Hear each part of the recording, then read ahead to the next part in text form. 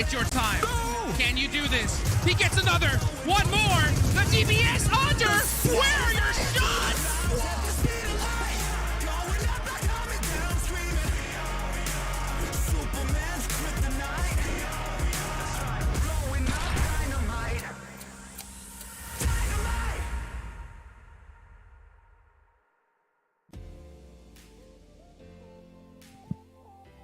Welcome, ladies and gentlemen, to the PUBG Mobile Pro League North America Fall Split 2023 Phase 3, Day 2. Yesterday was quite a dominance once again out of NHyper. Make sure you use the hashtag PMPLNA in social media to let us know what you guys thought of the performance from NHyper yesterday.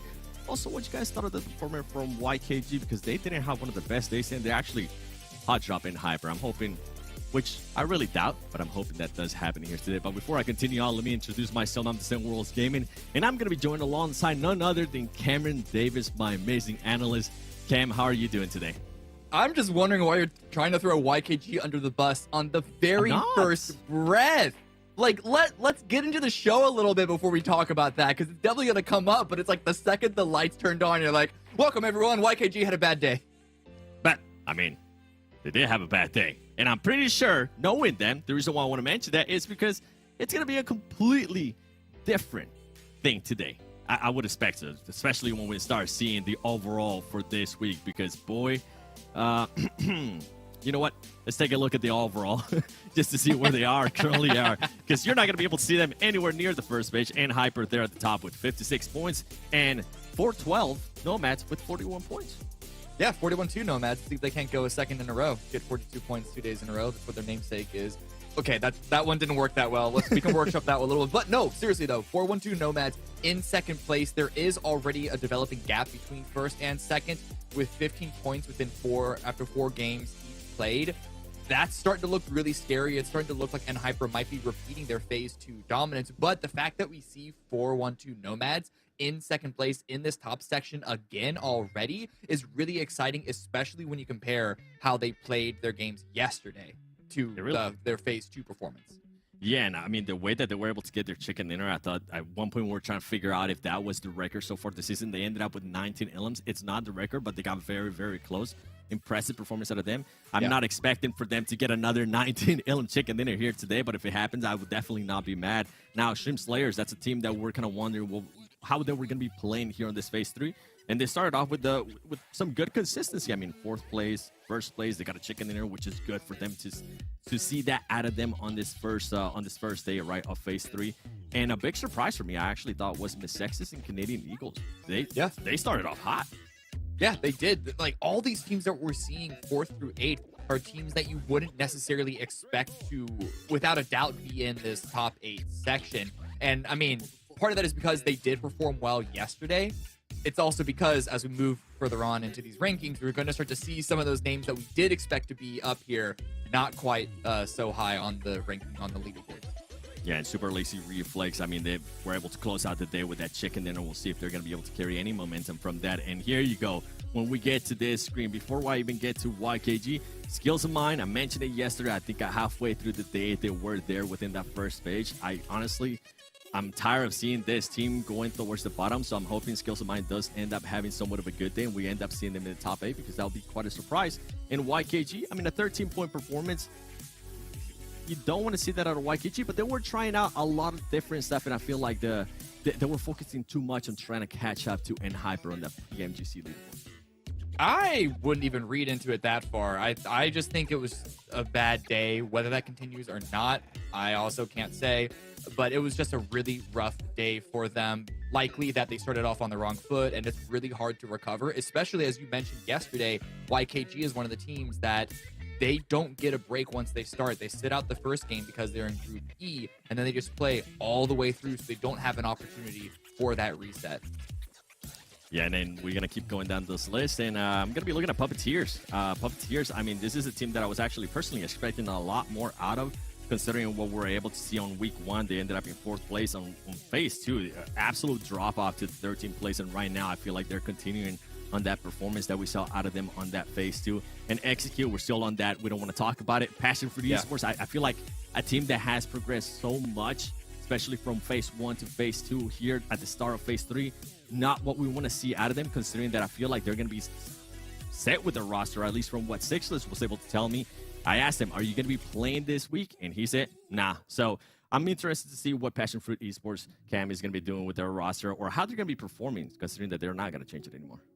Yeah, I mean, those teams, Execute and PASSIONFRUIT, and I think we had higher expectations for PASSIONFRUIT, Execute, but even for them, they're still lower than what we expected. I'd expect at least, like, let's say between like 7th and 12th range for Execute. Similar for Puppeteers, actually, who are lower down. YKG, of course, much lower than we expected. And then PASSIONFRUIT, you know, they're still trying to settle into what they're trying to do. They're still sort of fluctuating, but with the trajectory that we saw at the beginning of phase 1 up until the end of phase 2, you expected them to continue to perform well and at least be within top 5, but we don't want to take away too much from this. We say this every single time, but we need to remind you all, there have only been 5 matches total, 4 for each team played. So that sample size is very limited on what these teams have to offer. We still have 4 more days of this week. However, this does show at the very least that the starting speed, starting momentum for these teams that we have high expectations of, YKG and PASSIONFRUIT specifically, they need to start faster, especially when you have NHyper already so far ahead once again. Yeah, we're talking about YKG. I kind of hinted at it earlier with NHyper. Let's take a look at those PMGC point leaderboard, because whoever ends up in first place after the finals and after everything is said and done is the one team that's going to be getting pretty much a direct invite to PMGC League stage. So bring it up to the top. These teams, there's no way they're going to make it. So let me see where it actually matters the most, which is going to be NHyper versus YKG right now. The point difference is 131 points. I can honestly say I don't think that they're going to be able to catch up unless Hyper starts throwing, which with the way Hyper's playing right now, I don't see that happening. Yeah, Kindness is playing way too hot. GK First is still being really good as like that secondary clutch player with the really crucial eliminations that he's able to get and save the team if it comes down to it. But remember, if we do think back a few weeks ago, phase 1, YKG did perform very, very well, and Hyper were 3rd place. So it's not like Hyper have been dominating this entire league, this entire fall season so far. But when we're looking at recency, sort of what form all these teams are on, and then of course the lead that you saw in those PMGC points, like Hyper definitely, they're on the inside track on this one, and it's possible for YKG to catch up and just have an explosive 4 days remaining of this season, but we're going to need to see something explosive happen. Yeah, I think I had to go back because I know finals points do come into play. I can't remember if America's points come into play, so I'll have to ask some questions to figure that out if that it's going to end up mattering. But you know what? We're talking about catching up.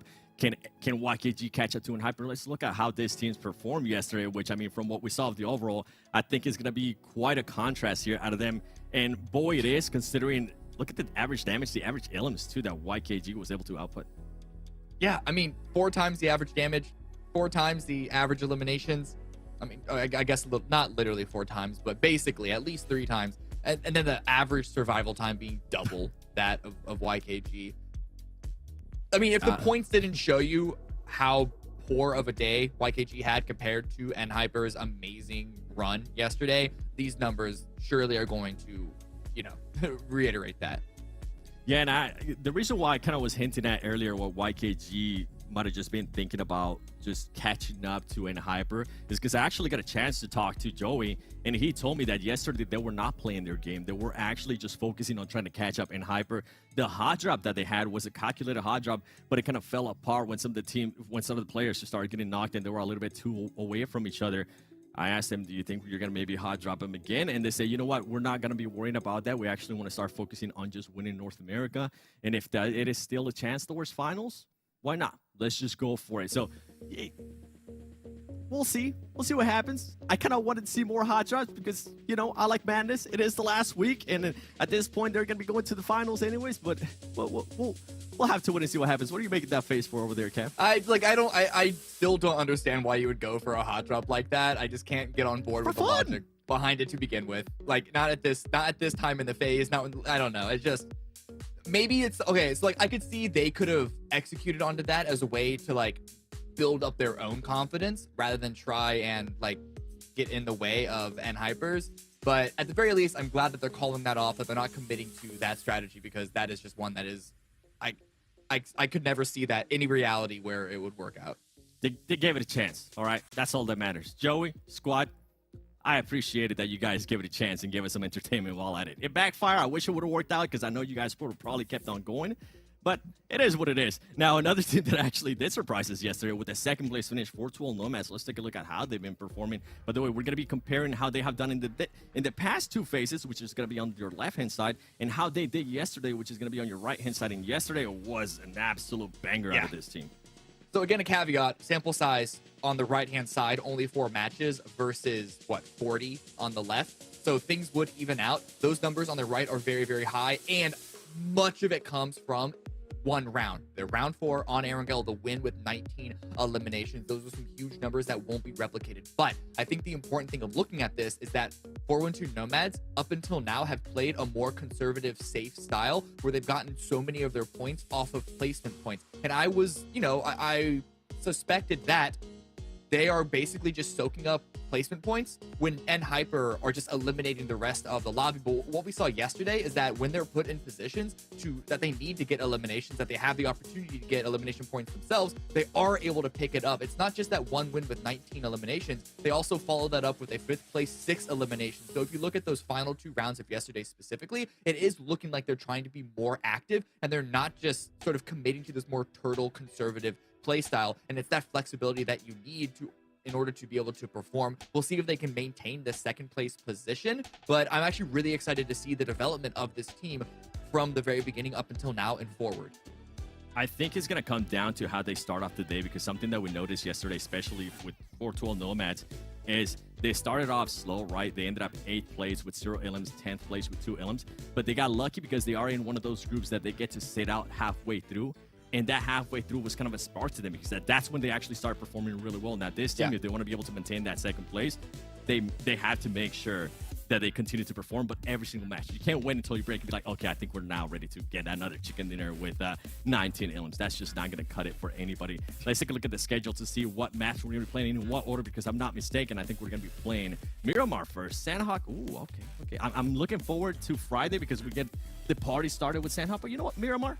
I'll take it. And talking about 412 Nomads, they are going to be starting off this game since they are in Group C, and maybe they'll be able to get that chicken dinner. What do you think, Cam? I'm looking at Sandhawk though. Like you said, get the party started. In YKG, they start on round 2, so they're one of the teams that starts on Sandhawk. And you know, with the nature of that map, I don't know if this would be a good starting map for them, because on one hand they could just go into it in a TDM style, sort of like cut the brakes. Let's just go out and frag, get some elimination points, and if we place high, that's good as well. And I guess that could be a good way to sort of get your momentum in and almost treat it as a quote-unquote warm-up, even though it is an actual real match that matters, right? But on the other hand, if they're not able to guarantee those placement points, which you can rarely do on Sandhawk, you know, hopefully it's really going to be a challenge for their mental, how they go into that map. But as you can see, participating teams, Group E, they're all sitting out. The rest of the teams, A through D, they do get to start here on Miramar. Yeah, and I hate having to disagree so much, but I feel like YKG starting off in Sandhawk might end up helping them out, because this is a team that relies on their fragging power. And yesterday, actually, when we saw what they were able to do, that was the game where they were able to at least get the most points when it came down to eliminations. They ended up, I believe it was 6 elims. I'm hoping they'll end up using the madness, they'll end up using their strategies, and I mean, we've heard Fierce is back, right? This is the roster. Also, from what Joey has told me, they're going to be looking to play their game again. I'm hoping that we're actually going to start seeing that YKG that we've been used to seeing, because if not, I mean, they're going to need a Monster Energy, our official energy drink partner, to get their day started. But you know what? They get to at least wait a game. They get to see how NHyper is going to be starting off. NHyper yesterday started off with the win. They were excited for it. They wanted to continue on the momentum. Do we expect NHyper to continue to get chicken dinners here again today? Yeah. Maybe not. Maybe like at least one. Surely, right? Okay. Their form is too good, is too consistent. They're going to get at least one.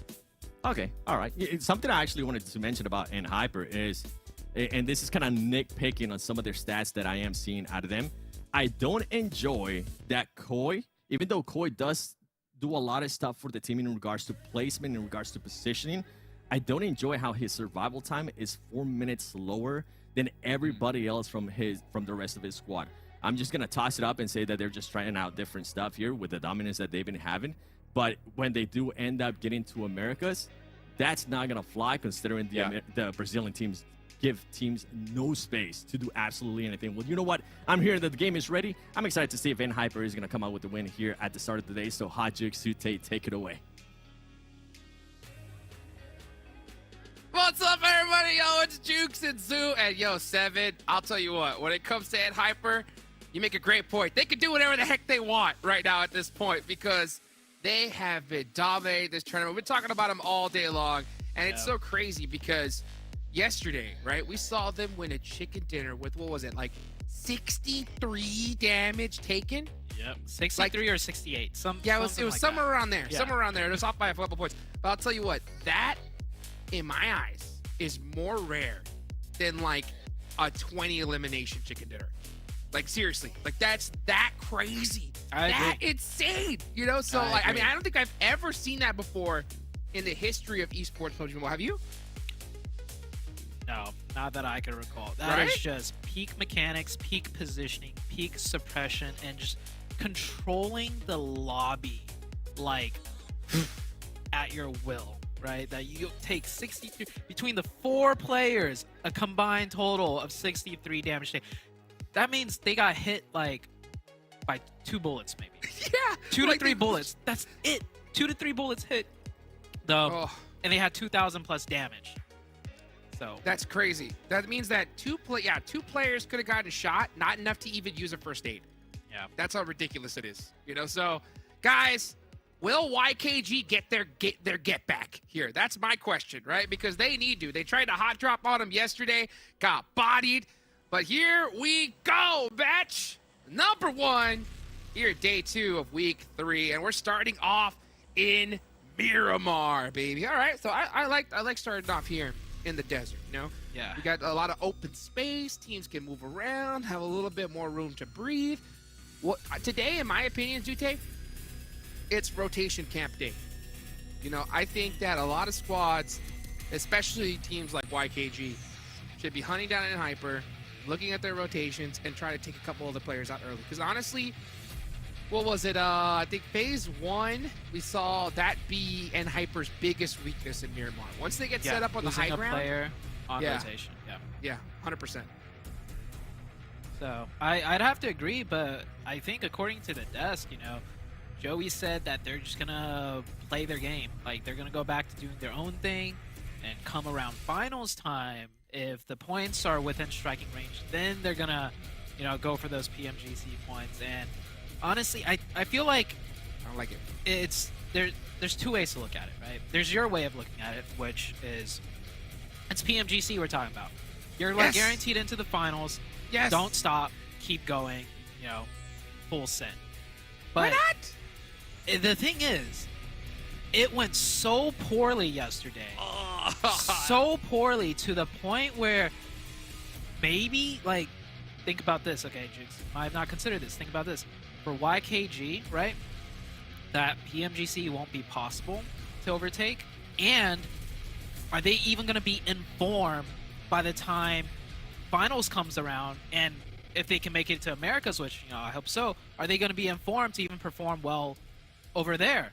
If they keep full sending and dying and constantly, imagine their mental going into finals, going into Americas, and etc.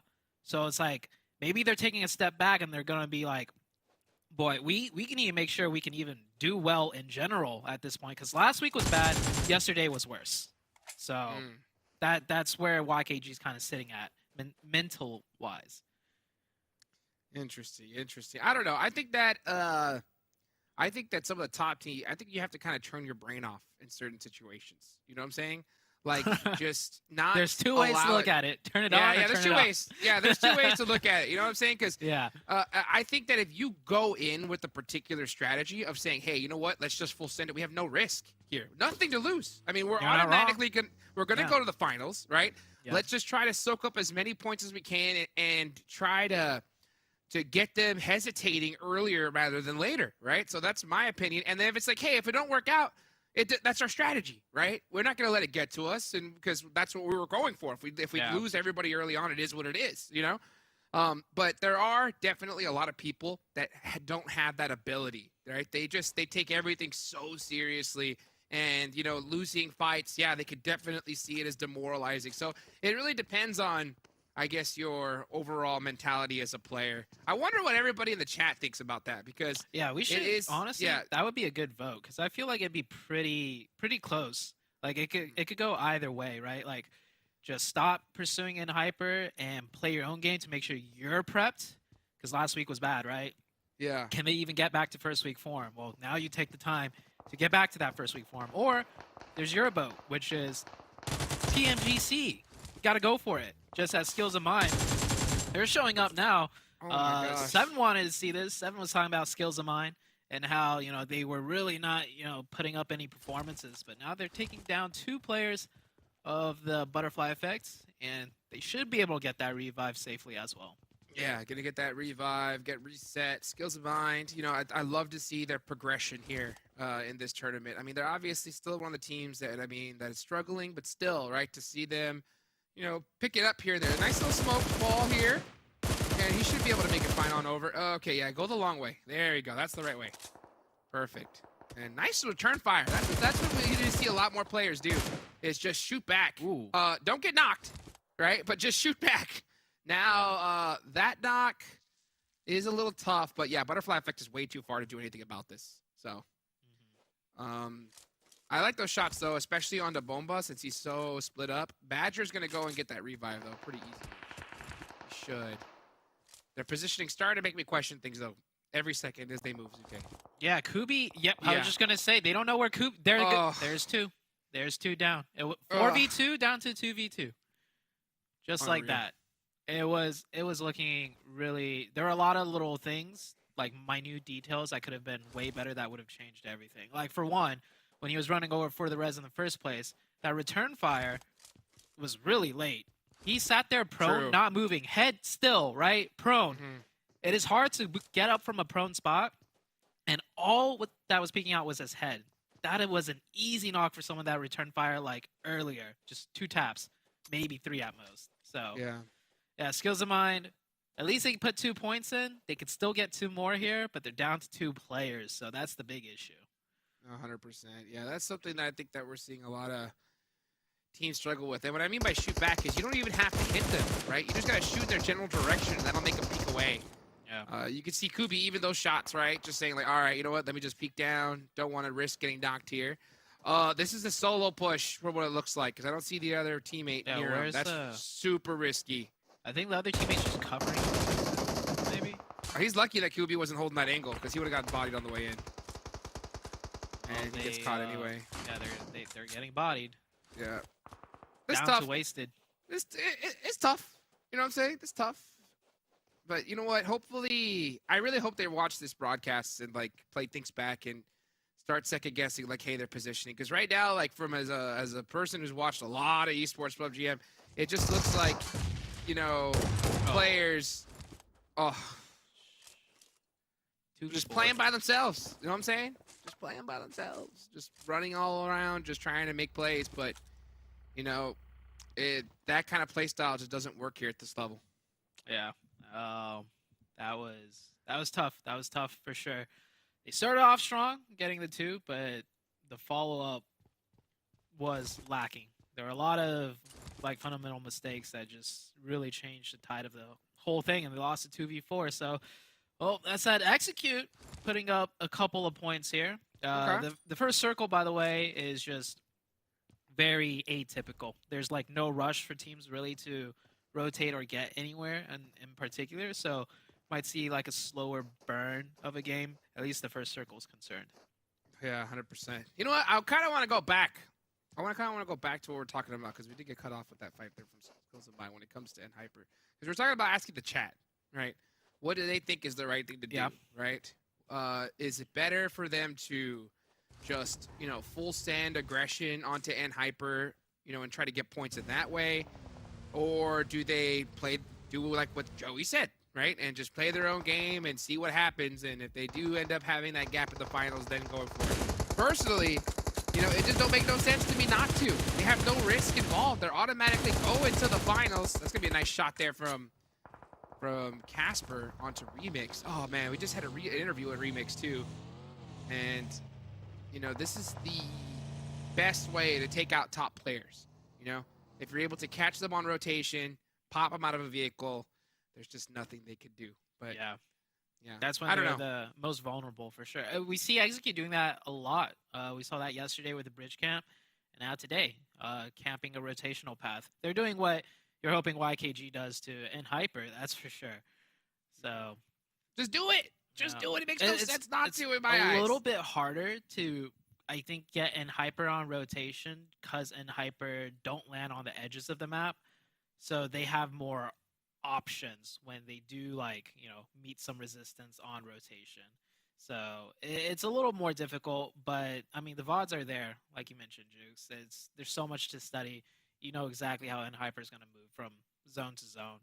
So they could try it out, but I don't think it's going to happen today. I just want to see what YKG's got in general. Yeah, that's a good point. That's a good Like- point, right? What do they got overall is going to be a good question. Yeah, for like sure. can they even put up like a top 3 performance at this point? Like, first week was awesome. Second week, crash and burn. Third week, yeah, we don't want to talk about what happened yesterday, right? So, You know, yeah, so it's what kind of YKG are they actually? They still have a lot to prove, regardless of the whole N-Hyper question being thrown in. I love that the storyline is so important that we've been talking about this all game, and they're not even playing right now. You know what I'm saying? Like, they're not even playing right now. YKG ain't even in the lobby, and it's just so true, though. I mean, that road to PMGC is so huge. And the reason why, for everybody that's like listening, like, hey, why are you guys talking about it so much? Is because it's been, when's the last time we saw a NA team in PMGC finals? Do you remember? Finals? Ever? Once? Years ago? That is honestly, I'm like trying to think here. There were other global tournament finals.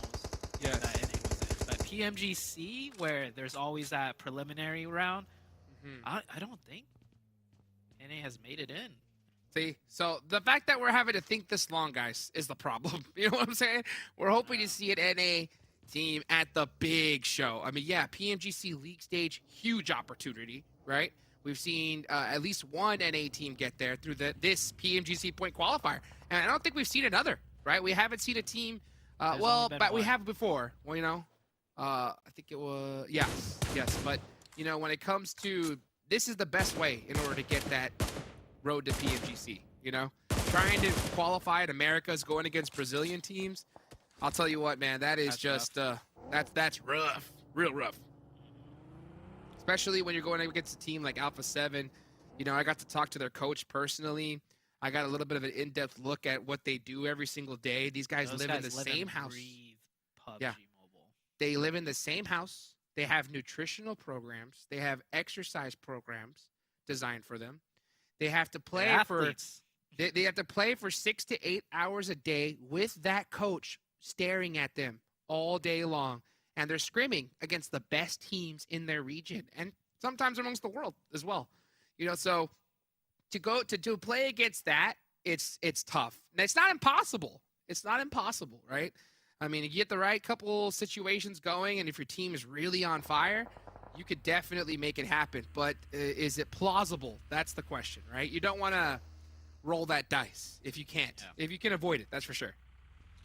Circle just shifted, and Picato's dead center. But what I'm noticing is just how fast and Hyper readjust their positioning. They had a 2-2 split with 2 further south, very strong split, and they instantly move into this split, a 1-3 split. They just know their splits like the back of their hand. No questions asked, instantly seeing that circle. They know where every player needs to move into. I love it. I love it. Now let's take a look over here at Picado. Wall Street Bets, right? They're no stranger to the city here. And Wall Street Bets is a team that I expected a lot of things from. And I think that's because, you know, we saw the good old Slimmy, you know, a.k.a. the Slim Bot, on the roster. And he was sitting out for quite a while at the start. But now he's back in. Yesterday they had, I think, a good performance compared to what they've normally done. Now, unfortunately, he is sitting out of this game. So it looks like they are doing a lot of roster swaps on the side of Wall Street Bets. Yeah, a lot of things happening coming into the third week. It's just, you know, teams are trying to figure things out before they head into finals, right? Like, they might be qualifying into finals for sure, like an okay performance, but they want to, like, go beyond that. So third week would be the time to, you know, once you secure yourself kind of in there, to change things up if you really feel like there has to be some sort of changes as a patch. Oh, wow. Oh, wow, what a shot. You don't and see he's that. Gone. You do not see that every day. Oof. That's a tough one, guys. That's a real tough one to do. That was like the first 4 shots or so. Just straight headshot. Boom. Bam. And then the quick finish, too. That's the stuff that, you know, honestly, like other teams, like this is kind of like always the most toxic thing when it comes to NA, is you have good players that do super well, you know, a.k.a. Coops, right? They end up getting picked up by international teams. So I think some of these squads and players, like especially if you're the mid-pack or if you realize that, hey, you know what, our chances of going to Americas are low, sometimes it's good for you to really just stand out. You know what I'm saying? Because you never know if you can get picked up on another roster in the future. And hitting shots like that, I'll tell you what, is going to definitely make teams raise an eyebrow because that's not easy to do. Oh, this circle's also not easy to navigate as Picado or the high ground, a north-south split. That is a huge question mark for a lot of these teams. The next zone is going to get even spicier, but first, teams got to fight and move on in here, so we're going to see a lot of these teams try and make their way into Picado or maybe even try and, you know, hard wrap and rotate to the northern side. Let's see what the play is going to be. I want to see a good Picalo finish. It's been far too long. So let's take a look here and see exactly how they are going to play it out. And right now you've got BOPE right here on the edge. They have 16 seconds left on the clock. They're being held off by Ace of Spades. And I'm looking at BOPE right now. Yeah, they have their whole team up here. And I think it's time to throw some smokes and just try to get back to the team. He can wrap the other way around, so I'm surprised he's even holding this for that long. I think they're just waiting for the IGL to figure out what they're going to do. Like, how are we going to rotate this, right? So it's just, and you don't want to go too early, right? Then you give up your backs completely, and Ace of Spades could take some shots. Kind of have to go later where Ace of Spades has to leave at the same time. All Street Bets defending inside Picado. Gets 2 of BULUC CHABTAN. Are they going to go aggressive? One of their players is knocked, though, so that might hold off their aggression as another team slamming in on the minimap on the other side. PASSIONFRUIT getting slammed by BOPE in the background at the apartments. It is an all-out chaos nightmare in the city of Picado. That's right. Things are turning up here in Sid City. Wall Street Bets want to get this fight finished. Nice little thirst there, so he's going to go ahead and get that confirmation. Rest of Wall Street Bets are pretty far away from this. It's just Killjoy pushed up for the most part. But he's got a DBS. He's got to watch out, though. He's got to clear every corner. And he sees him. Oh, yeah, you got to clear that corner there. And look at that. Oh, he gets the double. Wall Street Bets going in a building one at a time. How many times do we talk about how risky that is? Yeah, it's just even half a second difference. It's you going in alone, pretty much. Yeah, and they're both going to get that reset here. So it will go back up to a 2v2. Both teams trying to fight for this little house here. A lot of noise being made. 40 on the outside. Molly coming in. That could be good, actually. It looks good. If it spreads. Oh, it doesn't spread into the room. So BULUC CHABTAN will be able to reset to 3. Illusion. Trying to get some info, some pre-fire. Shimmying back and forth. Gets behind cover. That's good. He's providing a lot of info for his team and stalling for the first aids to come back up. Got that nade locked and loaded. He's going to try to hit that corner. Gets some! So Illusion, you know, getting Jatchi. Jatchi got one in return, but now it's just QWERTY by himself. And, you know, when it comes to these kind of fights, the longer you take, you just going to get that other team to reset completely, and you're just going to dwindle down to nothing. So, like, QWERTY here, sitting, I understand, like, what his mentality is, but he's going to get taken out in the next few seconds. So, at a certain point, I think you just got to go for the push when you have a knock. Yeah, when it's a 2v2 as far as numbers goes, and the other team has a knocked player and can make it a 2v3, you just gotta go aggressive as the 2 with the last 2 up. You can't give them the time to get that third revive as BOPE looking to take out the PASSIONFRUIT Esports team here. Down to Zuko and Juancho. 0 points.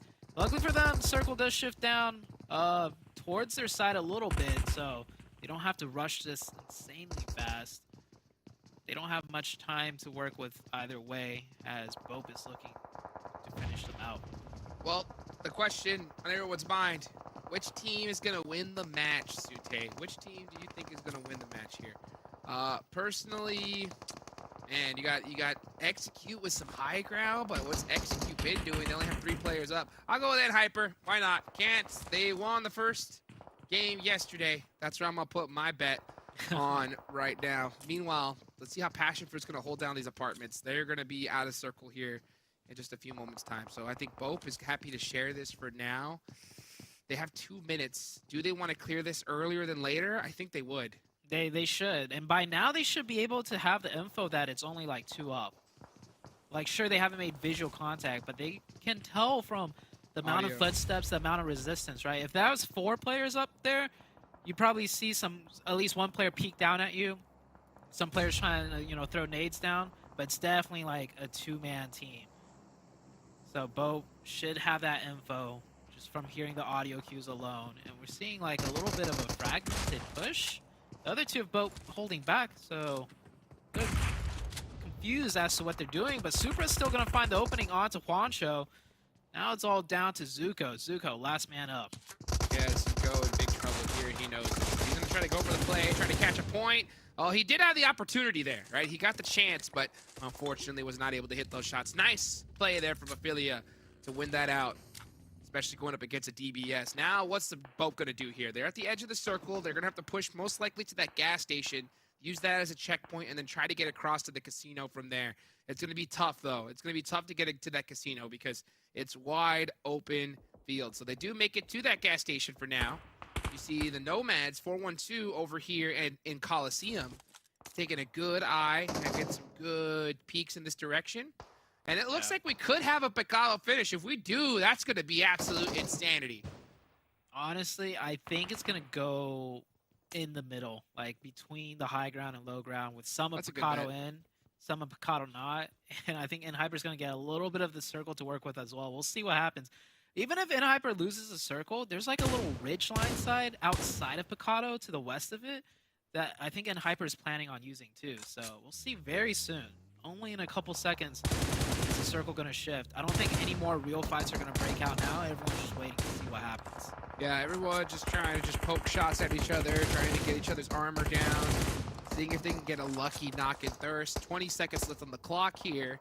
Every team is, steadfast in their position. You can see Olim there getting a nice knock onto Ophelia, and he might get that finish too. Yeah, he does. So Ophelia went way out trying to get a rotation and just got caught slipping. So that's going to be tough for him. Where's the zone going to go? Come on, just go to Picado. Don't go to the center. I understand why you would go to the center circle, but come on. That is exactly what I pictured in my mind. Yep. Well, that sloping hill up top is really difficult because it looks like you think you have a lot of cover, but you really don't. There's a couple little plateaus. You're going to need to set up a car wall, though, if you want to kind of set up in that location. You can see it right here. So, we'll see how teams are going to hold that position. You can see XCZ with that little mountainside there.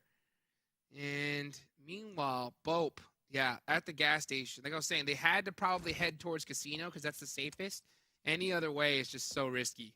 Yeah, I think they have like 3 different teams probably looking at them because the other 3 teams on that side and Picado, they're all beat up.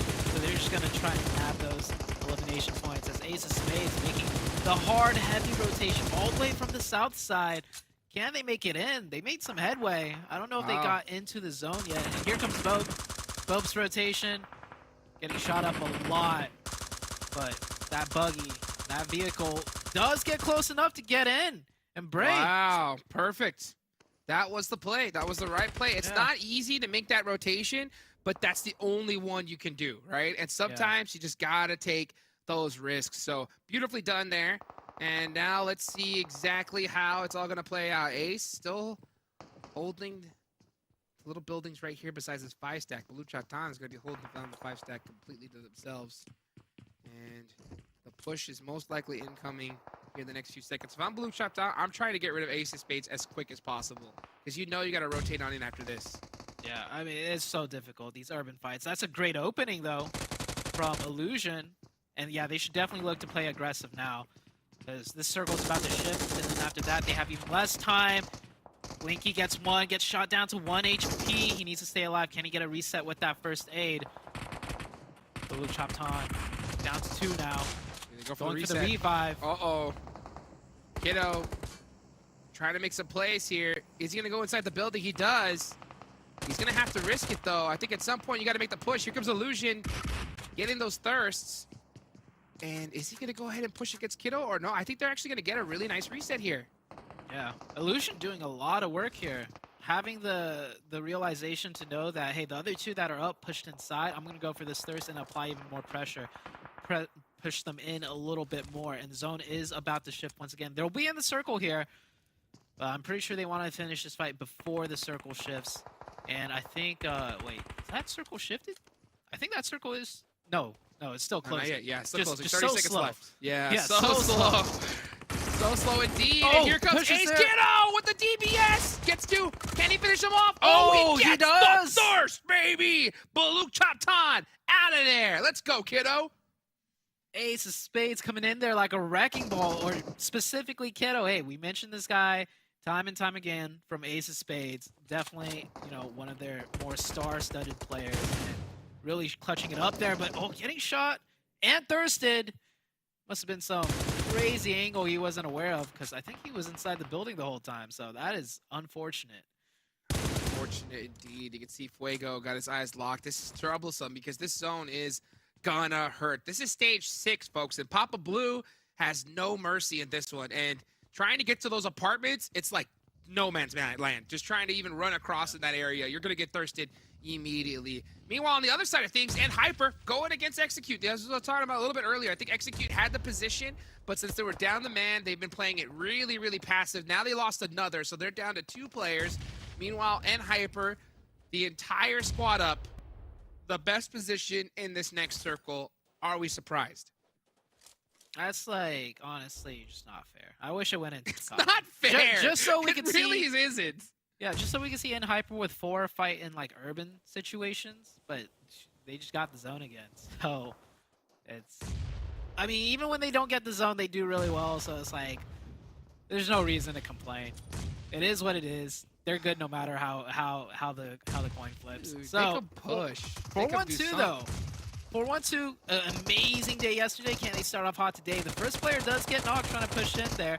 They get the info. It's just 2 of Canadian Eagles trying to hold back the team of 4-1-2.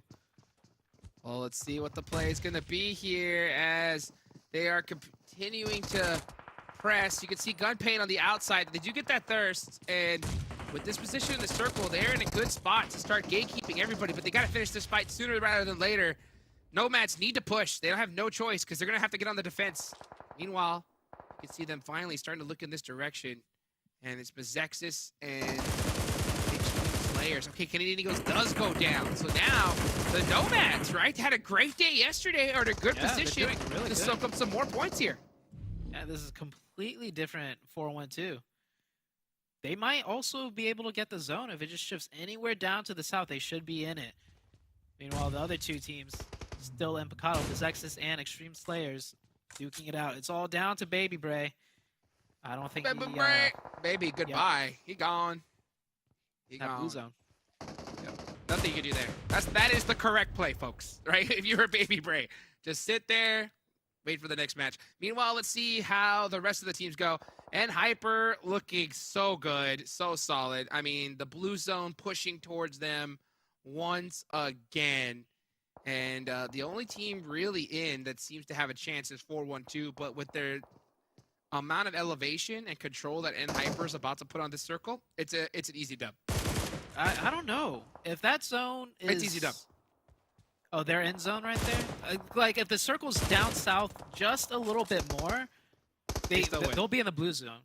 Like they have to be standing in the wide open. You mentioned it earlier. This might be high ground, but it's high ground facing buildings, and if you have to be on that wide open plateau, then you have no cover. But I think they're good. That little ridge, yeah, okay, I hear you, but still, that ridge is giving Hyper a huge advantage right now. Yeah, but it's Hyper.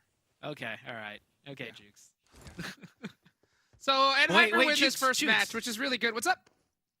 How much damage do you think Hyper took? Oh, that is the question, folks. Right? That is the question out there. I think they right? took a little more than 68 this time around. I think they did, because they did get into it a little bit with Execute. They are going to have... I think they're going to absorb some on the way in here as they win this match. So that's going to be a couple more points. Now, if they take no damage on the way into this next circle, then that would be absolutely ridiculous. Inactive, a solid player for MEZEXIS as well. Right? Remix. I mean, there's been a lot of great players here for MEZEXIS. Inactive has been a monster on the squad. You can see him staying alive, trying to out-survive, Execute, get a couple more placement points. Did that nade go out? Okay, no, it didn't. But it's only a matter of time. Look at every single player in the lobby is staring right at him. Oh, this is Circle 9. Zone's going to go to nothing from here. So, here's the thing. Execute, still alive next to Hyper. He's going to spoil on the way in for Hyper. Okay, never mind. So, anyways, 4v3, they got to run downhill in the open. 4-1-2, they might be at a man disadvantage, but they have the ridgeline. They have cover down here, and Hyper is getting picked apart right now, and Hyper only has 2 up, 2v3. Can they make the plays? Koi has the line, though. Koi does have the angle. He should be able to get up GK first here in this position. What can 4-1-2 do? Hyper is bleeding bad. 4-1-2 needs to full send this. 4-1-2 can win this, folks. I think they are. They're gonna get a reset back to 2. Hopefully 4-1-2 realizes it's just them. It's just the 2 of Hyper left, and they should have a good idea of where they are. You gotta push. Now's not the time to do a 2-1 split. Now's not the time. Let's see. They're playing for the blue zone. They are playing. And For the Hyper blue has to zone. move first, I think. Oh, is that true though? I mean, this is getting close. They got more okay. ridges. They got more ridges to work with. Koi pushing up. There we go. Now 4-1-2, full grouped up together. One that nade. nade. PK first trying to get him. Nice little the- pre-fire there. Does looking get a couple shaky. clips. Oh, they're pinned in. Oh, this is 4-1-2's not good. 4-1-2's playing this too slow. Oh, the Molotov this comes is not out. good. It is risky. Do they have any more util? Okay, only one more molly out of N Hyper, so no more nades, which is really good nothing out of news for Nomads. 4-1-2. Because they are just pinned in right now. GK first has one molly. He throws it. That was the last Molotov right there as it comes out. Ooh, Koi has the better position here as 4-1-2 is going to get pushed up, but they have the man advantage, and they just have to use their numbers. Use their numbers, use the weapons. You don't need that position as much here. Just make those plays. They're both wide. Beautiful. Oh, man, that was a nade. They would have been both gone. 3 point. He gets more ground. He does with that stun grenade. That stun grenade gave him so much more ground. Look at the body positioning, though. Who's going to win this? The zone's going to go down to nothing. The pan being thrown. They threw a pan. They threw the pan. Trying to make the gotta plays. Who's go. going to win this? Oh, my gosh, they get the knock. 2v2. What? 2v1. GK first. Can he clutch? Goes Nope. down. It's 4-1-2 Nomads with the game. That was, honestly, 4-1-2. That was really good out of them. I would have, any other, or not any other team, but more inexperienced teams, I would have seen at least one player, right, under the pressure, under the adrenaline, peek out a little bit too much, get a little bit antsy, right, and they get knocked first. You see that happen so many times. But Yes. 4-1-2, as a collective squad, you wanted them to play faster, but I think as a collective squad, they could play fast, or as a collective squad, they could play slow.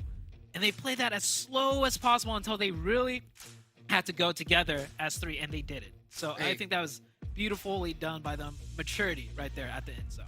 Look at that. 9 eliminations, 1,800 damage. Absolute insanity. Way to go, 4-1-2 Nomads. You know, this is a team that I think we have seen a lot of, especially yesterday. So maybe phase 3 is their day. We talked about teams growing, right? Getting that maturity, starting to be able to make those plays.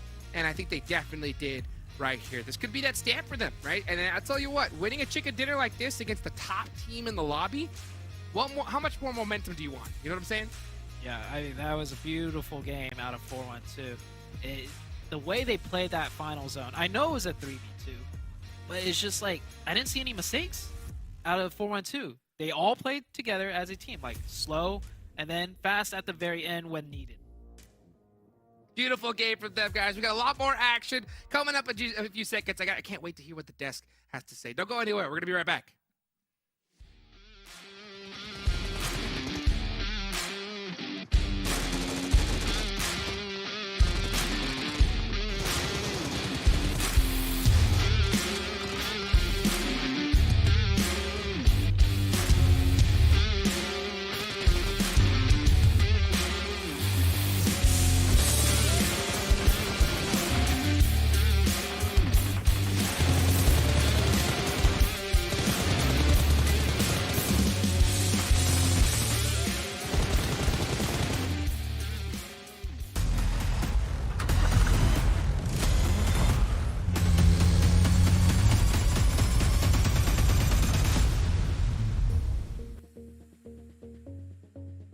$41-2 Nomads with that chicken dinner. And I know this man next to me is going to be happy because he's been talking about it for such a long time, especially yesterday when they started performing so well. You know what? Let's pull up those match rankings so we can see how some of the other teams did too.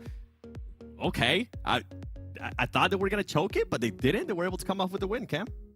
Yeah, and listen, coming from the city of Mikado at the end there was not an easy feat. One of the reasons, I mean, I'm not going to speak for everyone else on the broadcast, but the reason why I picked NHyper to win at Phase 5 is because they didn't have to deal with all of that chaos. They had the spacing and timing to order to set themselves up in a more efficient manner. But 4-1-2 Nomads played it very, very well. They got themselves in positions. They won the fights that they needed to. They were able to sort of gatekeep and keep out everyone else who was trying to leave that city once they took that exit position. And then they just played the timings very, very, very well when it came not just to leaving those buildings in order to get to the center of their circle, but also deal that initial damage to Hyper when they were first trying to come off of that high ground, off of that plateau once XU got taken out. If they didn't get those knocks onto, I believe it was Rin and Kindness, it would have been an entirely different endgame. Yeah, and for me, I feel like I have to give compliments to Hyper because they didn't just get blessed by the circle. They were actually pushing their way in towards north. They were waiting for, I think it was Speed of Fire and SLR to just finish that fight and then execute as well. They were kind of lingering there. The proactiveness of Hyper, the awareness too out of them, that it was really impressive. Even though they didn't get the chicken dinner, I'm really glad with what they were able to do, the rotations that they did. Yeah. Execute there with 10 points. We might get a chance to talk about them later on, but I'm actually impressed of how many elims they were able to get. Considering that yesterday, if I'm not mistaken, I think they only ended up with just 7 elims. So good to see them being able to get 6 here in the first match. And if we continue on there, Stream Slayers at the bottom. And I kind of want to continue on even more because Canadian Eagles, a team that we're kind of praising earlier, they only ended up with 3 points. Yeah, I mean, again, the chaos of Picado, it's only one match. I'm not going to, look too hard into it. I actually think that the execute narrative is a stronger one here. The fact that they're performing well. Canadian Eagles, on the other hand, they were with a bunch of the teams that were all trying to make it into the city. Sometimes you just don't win the fight that you need to, and just GG. Next, the fact that Canadian Eagles is even able to make it into the city in the first place, because they were, admittedly playing on edge, which is what they traditionally like to do. But one of the hardest things about playing edge is needing to push into a city, whichever one it is. So the fact that they were able to get that far and get 2 placement points is definitely a good sign. So I don't think that this isn't like, and I'm not putting words in your mouth when I say this, but this isn't like the death knell for Canadian Eagles at all. Oh no, I was actually surprised that they were even able to get some placement points out of that because of how they had to rotate in and how they were able to survive that. And I'm glad you pointed out that they were playing that edge circle too, which is something you were pointing out yesterday too. We didn't really get much to see it, but we kind of saw it here. And with the madness, as you mentioned as well, of Picado, it was going to be tough for them either way. So I'm surprised that they were even able to get some points for that team, a team that I wasn't actually able to get in points expansion for Esports. We'll get a chance to talk about Execute. I think if we have enough time, we'll get a chance to talk about 412 Nomads. I want to see more of this team. I feel like Phase 2 maybe was a honeymoon stage. What's going on with this team? Hopefully they'll be able to wake up. But you know what? I digress. I'm actually gonna skip that. 412 Nomads. Let's look at their player stats because this is a team that's been able to perform now 2 days in a row. And honestly, I'm starting to get behind this team. Yeah. Listen, Gunpain with some good numbers coming out. 566 points of damage. That's really good efficiency of damage to elim/knocks. I mean, granted, you can't confirm all the knocks that you get, especially when you're trying to shoot people at range from the position that they were at. But this is just looking like a really hot squad, and I'm liking the fact that it is not just one player. Granted, it's one map, right? But it's not just one player who's holding up all the stats. Obviously, the total, flip side to that is Dong from Puppeteers, where it really feels like it's all on his plate. Here, Nomads, their team, that sharing the load in a very fair sense, which is, I think sets them up for better success going forward. Yeah, and I'm so glad that you mentioned that it's not just one player carrying this squad, because something that I forgot to mention earlier too, the stats out of yesterday for these players, I mean, we had Aleem with 6 eliminations, 3-point with 5, Gun Painter with 9, and then QQ. I'm just gonna call you QQ, brother, because I don't know how to say your name. He ended up with 7. So the way that they were able to spread out the 27 elims that they got was actually what impressed me the most out of that team. We're usually able to see maybe a duo or maybe just one player pop up and have a good performance. So I'm glad that they were able to do that. Now, we're talking about Execute. The reason why I wanted to mention them was because of those elims. Was because of what they were able to do. So let's take a look at the player stats out of Execute, because I want to see who was performing well. I think Fate got eliminated super early on, and Trick being able to put up 4 elims. Yeah, listen, Trick is the player that more often than not comes out on top for this team. And so the fact that we see that again, really good performance, trying to hold out until the very end. It was Casper, I believe, the last one up for the team, just trying to snake any last few points out. But really the fact that they were able to take control of that northern side on the rocks shows, okay, what I mean is that if they were just in Picado, picked up a couple of kills, and then went out in 5th place or whatever, sure, those are some good eliminations, some good placement points. But playing into a rock face on high ground like that, you're actually committing to a position of attempted control. And even though they ended up not getting it in the end versus Hyper and a bunch of the other teams that were sort of whittling them down, they were still playing for control, playing for some semblance of, you know, pushing their own execution, right? Yep. And so getting good points, good eliminations. This is looking like an entirely different team from what we saw yesterday at the very least, much less the entirety of this season so far. Yeah, and I'm glad that they were able to get those placement points because we know that, especially if you put Trick in the right place, at least for what he's been able to show us, even going back to phase 1, right? He's able to get those items, but I feel like this team really needs to dial it down when it comes to those placement points, keeping everybody alive because we have seen Fate being eliminated early on, and I think that's one player, especially for this squad. Going back to Spring Split, I mean, Fate was having an amazing split. I think maybe one of his best splits throughout his whole career here at PUBG Mobile Esports. We haven't been able to see him frag out. He's been getting eliminated early on, which usually it hinders a team too if you lose your IGL very, very early on, Cam. Yeah, listen, I mean, the gut reaction might be that, oh, the IGL no longer has to play. That means they can focus 100% on the calling, but you don't really have the same sense of, like, mental understanding of what's going on when you're not into the middle of it. Sure, you might be able to have greater access to specifically what your teammates are seeing and being able to have a greater synthesis of that information. But when you're like dialed in, and especially with the nature of PUBG Mobile and Battle Royales in general, where it's a lot of just going off of your gut doesn't really communicate in the same way when you're just watching from above. So yeah, so I definitely agree with you that when your IGL is out, you might lose some sense of calling, especially with like gut decisions and like quick second hair trigger decisions. Yeah, we're talking about IGLs. I want to see what Joey and the squad's going to be doing here because Sandhawk, we're wondering if they're going to be able to take advantage of the madness. I think they might be able to. Hopefully, they go back to what they were saying, which is going to be pretty much their playing style. I can't wait to see what's going to happen here in Sandhawk. So, hot, Juke Sute, take it away. Match number 2. We are heading on into Sandhawk. YKG now entering the battlegrounds. Let's see how they're going to start it off in the chaotic map that is the jungle. And you can see right there, look at that, most eliminations. GK first with 14-second kindness, and now the Nomads. Okay, you know, I mean, it's good to see them come up here as time goes on. Finally, in week 3, we're seeing them show up big time. I am proud of the squad, and I can't wait to see more from them. Yeah, 412 Nomads is one of the teams that I least expected to show up because I think week 1, not really, you know, anywhere to be seen, and same with week 2. But we see other teams, you know, show up week 1 and then, you know, fall off. But then week 2, some other teams step up, and now week 3, out of nowhere, in a huge way. Yesterday, 412 got 19 eliminations and the chicken on a map, right? So, yeah, this 412 team just really coming in here, showing us how it's done. Taking a look at the map, no hot drops, no YKG on in Hyper down in the south. So I think the hot drops are not going to happen today. We might see those rotational camping that you mentioned, but I don't know. We'll have to see the other maps as we get a very eastern circle. You hear me laughing because, you know, Passionfruit is just like, again, dude, when are we going to get one circle on our island? I don't think it's happened once. It's crazy. Not once. Not once. And so they're just getting burned. That's one thing I look at every Sandhawk start. Just like, is that Northwest Island worth it? Nope. Nope. Not this time. Not next time. Not the other times. It's like, you're just really praying for the first circle.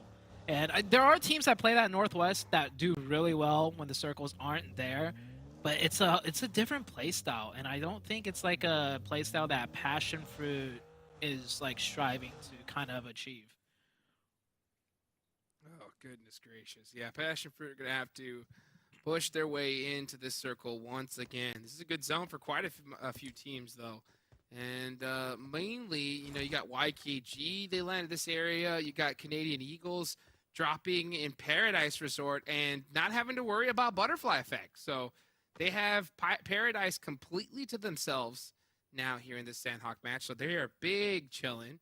So let's see how Canadian Eagles can continue on with putting up some points on the board. Yeah, definitely going to be keeping an eye out for Canadian Eagles. Looking at the map, got quite a few teams already just centering up because at the center of this Sandhawk circle are some very strong compounds that kind of split the west and east side. You know, there's that road coming down, which is pretty much center. And the east side, well, you got that high ground to contend with going up. So those compounds become even more crucial as YKG, with a very fast full send rotation, happens to run into some enemies. And All right. he's got the knife out. Ooh, step. Joey busting it out there. Okay, now let's see what the rest of MEZEXIS is going to do. This is interesting. I think seeing their other AG. duo here, they did get one knock, so we're talking about how sometimes it's better to go ahead and get aggressive in certain times. But we got to remember, this is a full squad of YKG, and then, yeah, as soon as HH24 gets that knock onto Crow, Baton said, I'm out of here. Look at how far away HH24 is from the rest of his team. Wow. So, yeah, the rest of his team, you see those three players in the background, chat? That's like all the way in Camp Bravo. And HH is, yeah. HH is like, man, I really need to step it up. He's just going to go off on his own. And he found a knock. Let's go, dude. I'm so happy to see HH24 not knocked. You know what I'm saying? This man is up and running. He can be a force to be reckoned with. And, so YKG gets a couple points, right? That's all cool and all. And Yeah, Hyper I said, see let's it. double it. I see it. Let's double it, right? excuse completely gone. And Hyper with 4 eliminations, YKG with 2. I mean, YKG can just not catch a break. They can't get a win. It's like, this is literally the definition of 1 step forward and 2 steps back. Yep. Oh, hold on. Another fight? Oh, man. Uh-oh. This is Hyper team. They're doing something different every day. Ren, up close and personal, gets that first aid off. Fully boosted. He's got that DBS too. Ace of Spades versus N Hyper. I don't know if Ace of Spades know this is N Hyper, however. So they might start backing off when they do get that info. But N Hyper playing Sandhawk. Aggressive. Already 4 points. They can do it all. Sure can. You can see Ace of Spades on the move. Uh-oh, heading right towards Skills of Mine. That's going to make things interesting. And, yep, I think they did spot something. They're going to go ahead and hit a quick U-turn. Bomba was, he heard that Marauder real loud. So he said, you know what, let me just hold this angle here, see if we can catch him slipping. Oh, here go the shots. Nice shots out the vehicle, to be honest. And, uh-oh. Wasted does get knocked. The rest of the team is too far away. Wasted is being out of position here. It's going to be tough. But what this remaining member of Skills of Mine, he has to make a play against Blinky. Wasted's giving him the intel. They know exactly where he is. Oh, here comes the reinforcement. The drive-by runs one over. Run over from Mumbai, yeah. 2v2 now. Oh, watch out. It's coming back. And he's still driving around. He gets the run over. What is this? Oh my gosh, the vehicle explosion comes out. Bomba getting the revenge, saying, you ran over my brother, how dare you? That's the definition of overheating right there. You get the first one, that's great. You get the second one, that's amazing. I don't think you try and go for the third one at that point. Not in the car. So, Ace of Spades, down to 1. Yeah, I don't think he's going to get that revive. Maybe, actually. Oh! Okay. HH24. I think he's... HH is pushing this. Let's go, HH. I've had enough. Send it. Send it. I've had enough of this long-range shenanigans. It's time to get in the mix, baby. Let's see if K9T can get in there.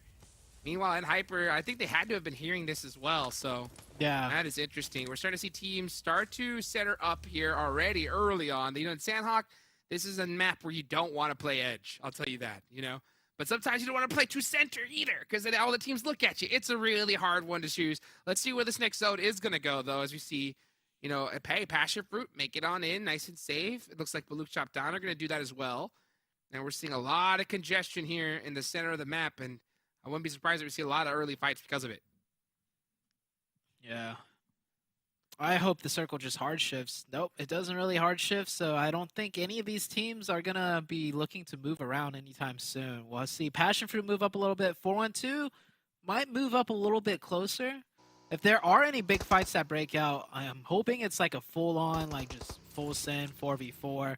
Otherwise, it might slow down a little bit here. Well, Skills of Mine, they're definitely going to get taken out now. And yeah, Skills of Mine, final player up. Flybrick trying to make a play, seeing what he could do. Meanwhile, Koi from Hyper says, we've got 7 eliminations already. Why not? Let's just make it 8. Oh wait, they're up 7. I thought they were at 4. No, yeah, that was Okay, well- seconds ago. That was seconds ago. Were you not paying attention? Huh? You gotta remember, these guys. They just get them too fast. Is it Blink? I'm not used to Hyper getting elimination points. Yeah. Like But early you blinked. game. It's so crazy. I blinked too. Honestly, I didn't.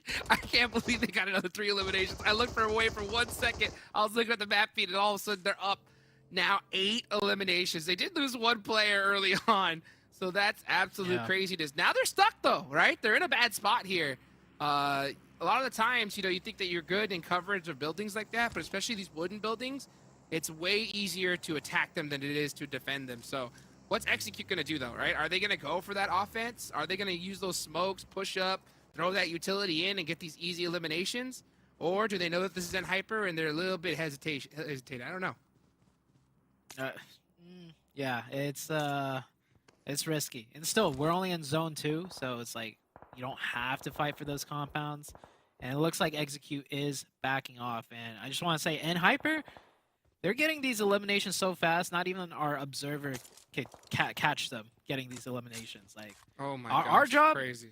Talk about what we see on the screen, observer, right? Try and find what's happening on the screen for us to talk about. And in Hyper, they're just doing it so quick that it's like, by the time it goes back on them, they got 4 more elimination points.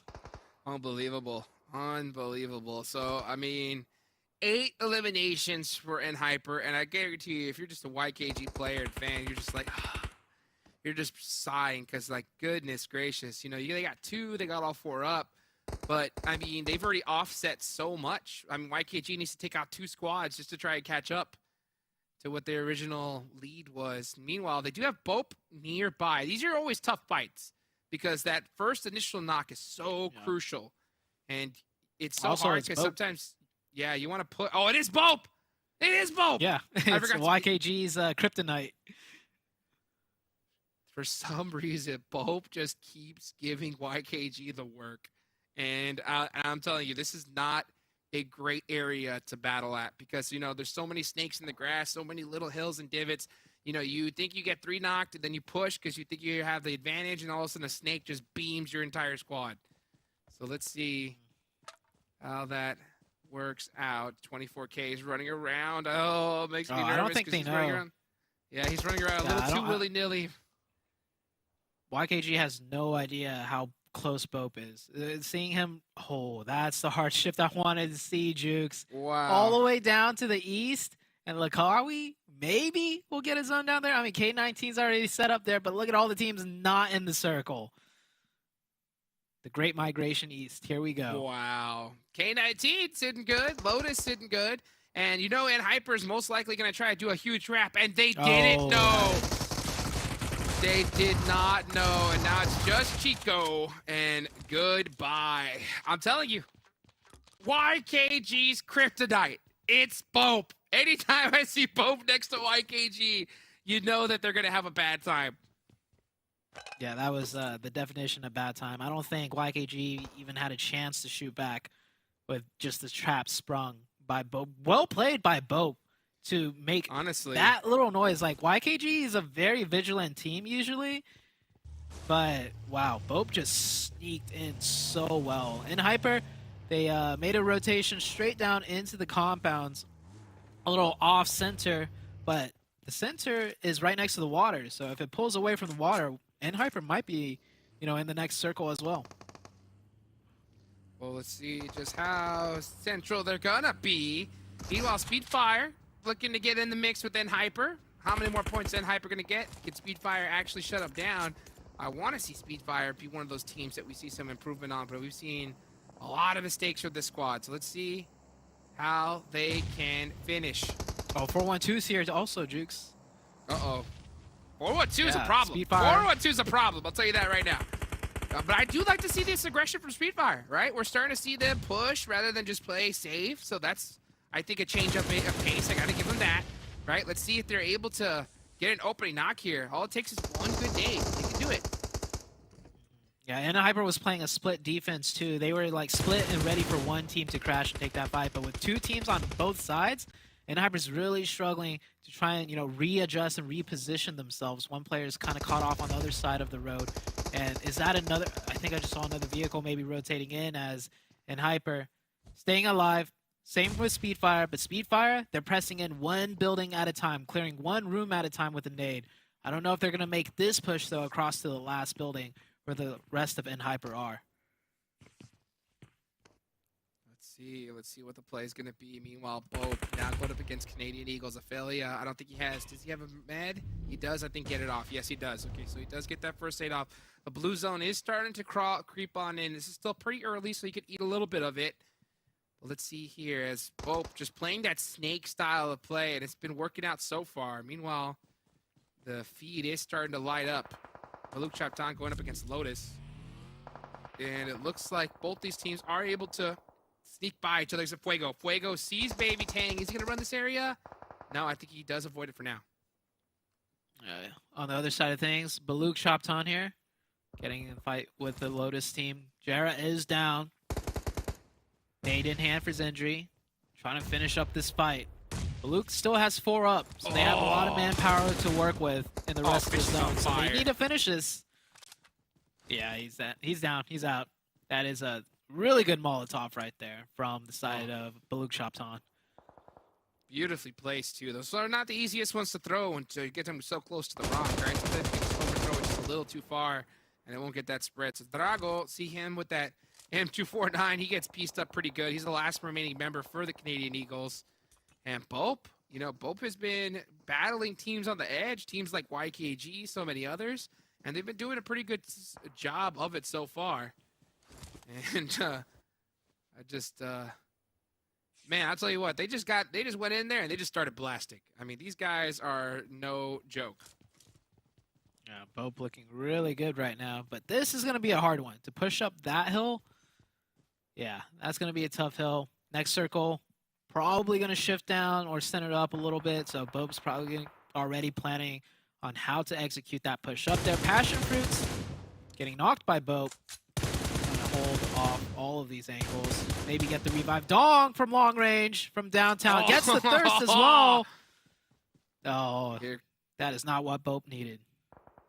Man, you think you're walking around, you think you're okay, it's on Sandhawk, and then just suddenly here comes Dong. I tell you what, this guy in the grass is so dangerous. I think he levels up whenever he's in Sandhawk, because we see Dog just frag out time and time again every single Sandhawk we watch, and I want to see just how many eliminations he's going to end up with in this game. Now, we do have this super eastern zone here in Lakawi and Vaughn.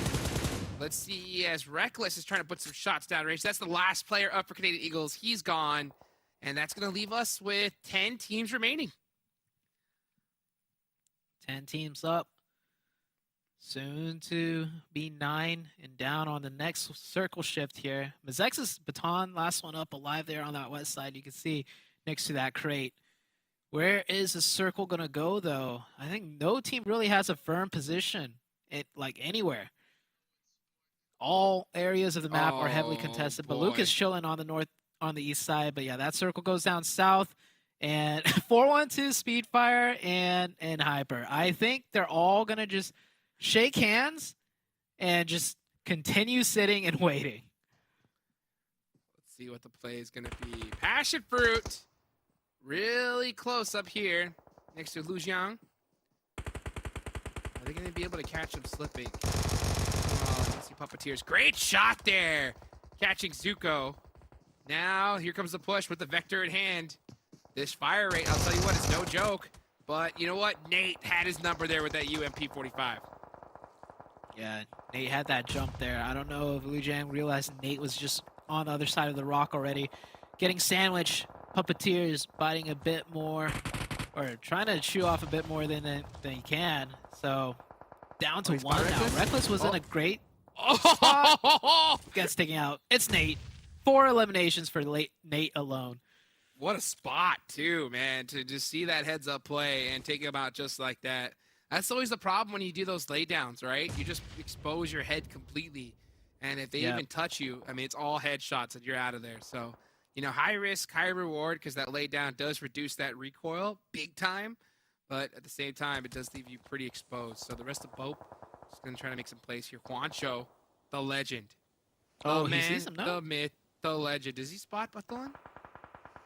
I saw Baton through Juancho's scope, but it's hard sometimes. Your eyes can be merciful. trained elsewhere on the map. Yeah. Your eyes could just be like on the left side of your screen when that right side is where that player's, you know, proning around. So Baton doing the best snake impression, staying alive for now. We'll see how much longer as PASSIONFRUIT's, they're chilling now. They're in the zone. Everyone's going to be waiting for the next one now. Well, question is, which team's going to get the most eliminations here? Let's see what this next circle is going to pop on over. And it does go down a little bit south here. So let's see just how many eliminations are these teams going to get. It got Execute pushing up against K19. This should be a fight that they win. So if K19 wins this, I lose all faith in Execute going forward. Execute already has 2 eliminations and probably onto the K19 team. So they have a good idea. There's only 2. Some offensive smokes coming out, hopefully. Well, all they really need is one onto Tuki's window, and they'd be fine. That's what I was about to say. That was first a little one, too close. yeah, blocks off more of Execute's vision. But it's Nice 4v2. nade. Let's see them finish this one out. Trick opens it up. 4v1 now. Shouldn't be any problems, but Execute sometimes, you know, always trying to do a little too much. Tuki, he's got another nade. Oh, is he gonna cook it? This nade. That He's nade. cooking it. Oh, it's just a little Oh. under, a little over. And he gets taken out. Nice we job go. there from Okay. Casper to shut him down and get this res off. Right on time, too. They're going to have this side of the map to themselves. So, I mean, Execute could definitely start soaking up some huge points. Meanwhile, this huge Oh, battle. 4-1-2 pushing. Yeah, 4-1-2. Pushing up against Speedfire. I mean, at all the teams, right? And Hyper, just big chilling. You got PASSIONFRUIT coming down the side of the hill as well. I think they realize that this is the spot to be. Try to catch that third party, and it's going to be 4-1-2 Alim. on top. He made it across the road somehow. I don't know. Maybe he threw down some more smokes, but Hyper was watching that cross. 4-1-2. I don't know how they made it from that side of the road to the other with Hyper just watching over everything, and then they win the fight as well against Speedfire. 4-1-2. Man, I'll tell you what. Doing it all. Alim has been a monster influence, I think, on this team. Of course, we see Gun Pain just start fragging out of his mind as well. Meanwhile, you got Koi putting up some shots against Killswitch up on top of the hill. Nice little jump punch right there out of anger, saying, I wish I hit that shot. Meanwhile, Alim does get knocked there by Kindness. Ooh, he gets naded in return. I don't know how Kindness survived that. He's just a little bit better, right? You That's get what it naded, is. you get knocked. Kindness gets naded, he doesn't get knocked. Yeah, He's just and look, flexes it off. they're picking apart 4-1-2. Not 12. fair. 12? Did I see 12? Yeah, I see 12. Ugh. Make that 13. Soon to The be question free point. About was- to be a free point. The question was which team was going to have the most eliminations. How dare I not pick Hyper, you know? What was I thinking? What was I thinking? Because, I mean, this is ridiculous. No matter what the game is, no matter what the position. Oh, Oh my gosh. why out in the open? You know? Yeah, I mean, I'm I not know sure he's why coming he's down over the there hill, on that side. but still, like, yeah, but- there is that other side of the hill. I don't know. The other hill with Where the the whole zone and team is? everything. Yeah. I mean, I guess they're just trying to hold off too many angles because they don't want to get sandwiched, but either way, they're going to find themselves sandwiched here. Taken down to just Casper. Casper Oh my could maybe just gosh, prone Execute. and let BULUC and Hyper fight it out. But I don't know about this one. Hyper's looking good right now. If they would have just focused on BULUC first and then took out Hyper after, this would have been an Execute win. But, you know, just trying to handle too much. Or the either way. You know, to hold off Hyper as they come in through the blue zone and then push on the other side. But, yeah. I think it now was a tough spot for Execute. It They had is, a but- 1-3 or 2-2 either way. But you got to make a decision, I think. I think you got to push against one squad or the other. But regardless, you know, Yeah. sometimes you got to make a They play. could have played it better, for Yeah. sure. Let's see what Koi does, though. Resets coming out. BULUC CHABTAN, can they win this game? They got blessed with the circle here.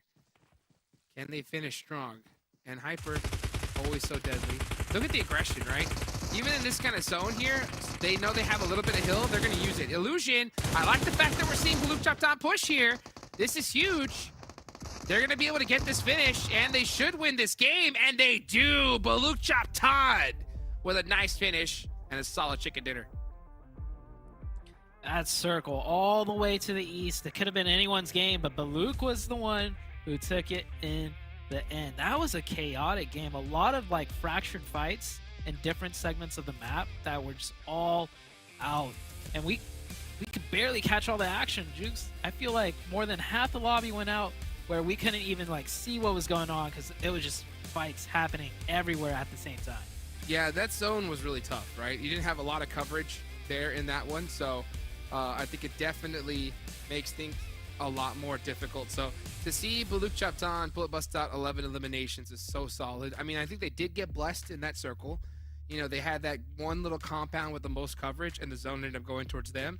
But they were able to get the finish, and I think that's what's so important, right? And it's so crazy that they won the game, yet we do not see them on the match report. It's all GK first and kindness.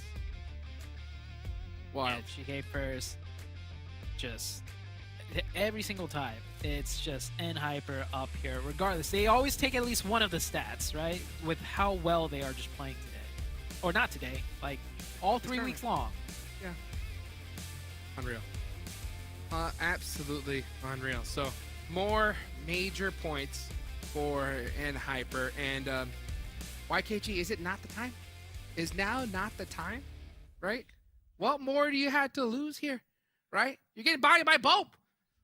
Hot drop, baby. Let's go. Let's see it. Let's go ahead and take it out the highlights. We'll be right back.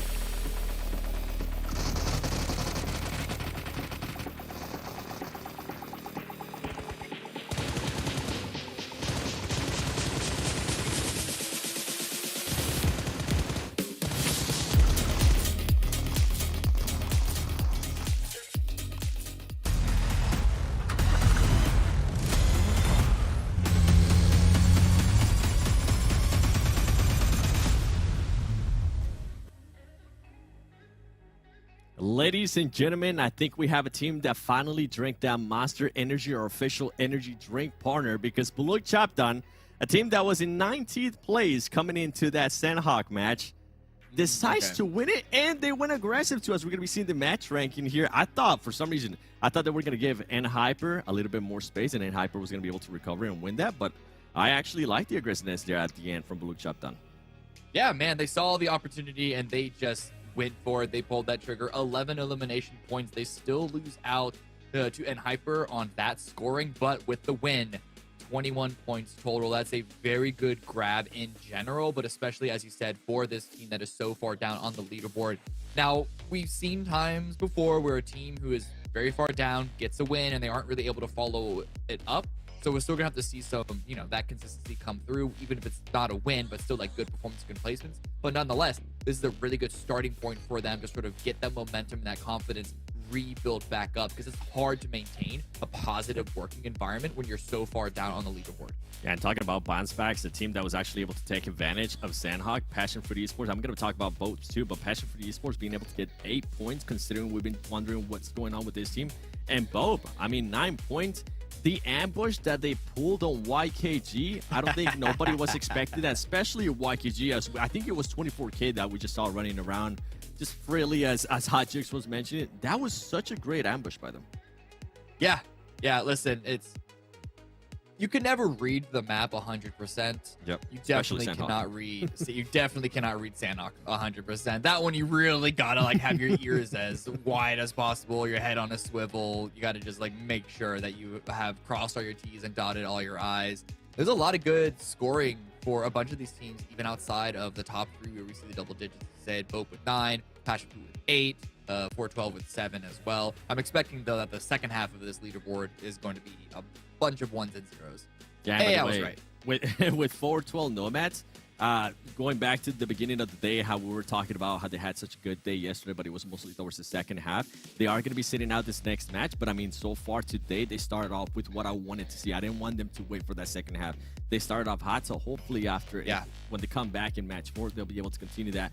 YKG gets those 2 early points. I thought they were going to be taking advantage of the madness of Sandhawk, but as we mentioned, BOPE Esports had other ideas, and they're currently the kryptonite for this team. And we keep going down a little bit more. Canadian Eagles there with 0 points. PUPPETEER with just 1 point, and MEZEXIS with 1 point. But you know what? Let's actually move on, because I would like to take a look at Execute. We're talking, we want to see a little bit of consistency, and I feel like Execute so far has showed that at least a bit, right, for a team that we really weren't expecting much of. I think at one point we were like, we don't even want to think about it. All right, Execute, just completely ignore it. And here are the player stats so far today. Drake, Casper putting up some good numbers. Yeah, really, really good numbers. It's only been a couple of matches, so the fact that Fate and Killswitch are so far behind shouldn't ring any alarm bells. But the fact that you have Trick and Casper performing so well is really, really good. As you said, Execute started off this year, high expectations for this squad, and they've just been slowly fading away, and got to the point that yesterday we were just like, you know what? We're like, they're out of the conversation at this point, and then they step up. The timing, coincidental, right? I'm not going to try and make any sort of bit about, oh, Casper's kind of out, and then that's what they cut, whatever. But the fact that they're turning up at a point, they're making the decision, just throwing everything at the game, and just getting those numbers and just sort of waking themselves up in a way. I don't have any insight on what happened to allow for this increase in performance, but whatever it is, sometimes you just need to give yourself a slap across the face. Sometimes you give your teammate a slap across the face, and just like, whatever we're doing is not working. Maybe we're thinking too much. Let's just like clear our head and just go at it. And that seems to be working so well for them so far. Yeah, and I'm with you. I think it's a little bit maybe too soon to say that Casper has made that big difference, even though he is currently putting those elimination points. I mean, we've seen what Tense has been able to do for this team in the past too. It's just 2 matches. The good thing with the way this team is currently set up in the group is that they are going to continue to play every single match right up until the last one, which is the one that they're going to be sitting out. So hopefully they can continue on carry that momentum, because right now they're averaging more than 11 points per match, which is great for this team considering where they were at the beginning of the day. But I think, even though I don't really want to talk about this team, I think we have to, because of the way they were able to perform there in the last match.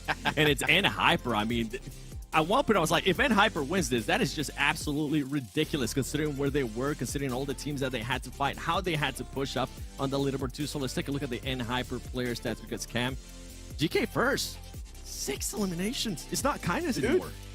Dude, like, Kindness is still a powerhouse player, right? Yeah. But I'm telling you, man, do not sleep on GK first. He is always going to be there to get the frags, get the eliminations when it matters. The fact that he is just the 2 in the 1-2 punch of Kindness and GK first makes these guys an incredibly threatening team. And you don't even need Koi and Rin to be popping off, as long as they are playing the more supporting roles, having their teammates' backs. These guys are just going to continue to be on a tear, and it really might just be GK First and Kindness trading MVP trophies from this point on. Yeah, and a stat that we don't really get a chance to see here, but one that I kind of want to go back to. I was mentioning how Koi at the beginning, yesterday especially, he had, I think, was 4 minutes less average survival time than the rest of his squad. He's actually been able to switch it up, at least the first 2 games. He's currently averaging about 25 minutes, which is great. But then on the opposite side, I'm sorry, Rin, but Rin is currently sitting at 16 minutes, and he's way off the pace with what everybody else has been able to do. So you know what? They could be testing out different things. I'm not going to hold it to Rin, but I'm just happy to see Koi being able to improve on that average survival time, and I'm hoping it kind of continues, Cam. Yeah, I mean, they haven't really been wins, but they've still been consistent podiums for Hyper at this point. You know, 412 Nomads looking good as well, but like that lead from Hyper is just continuing to grow, and it's very, very scary for anyone trying to catch up.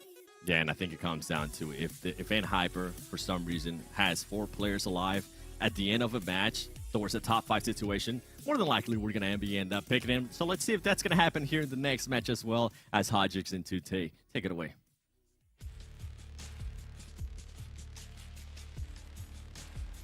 Match number 3, here we go into Eric Gale. Man, I always love hearing the deaths. This is such a unique one, too, because, you know, Hyper is dominating this lobby more than we could possibly imagine. I love hearing, you know, Cameron and Seven try to figure out how we can nitpick, you know, Ed Hyper's gameplay in any way. I mean, it's so crazy because, I mean, they have been so dominant. Obviously, they're going to come to America, so I think we definitely need to, right? Because we want to see them do well there. And, Yes. you know, I think it's the first time where we're like, hey, you know, the survival time, you know, could do a lot better. And it could, you know what I'm saying?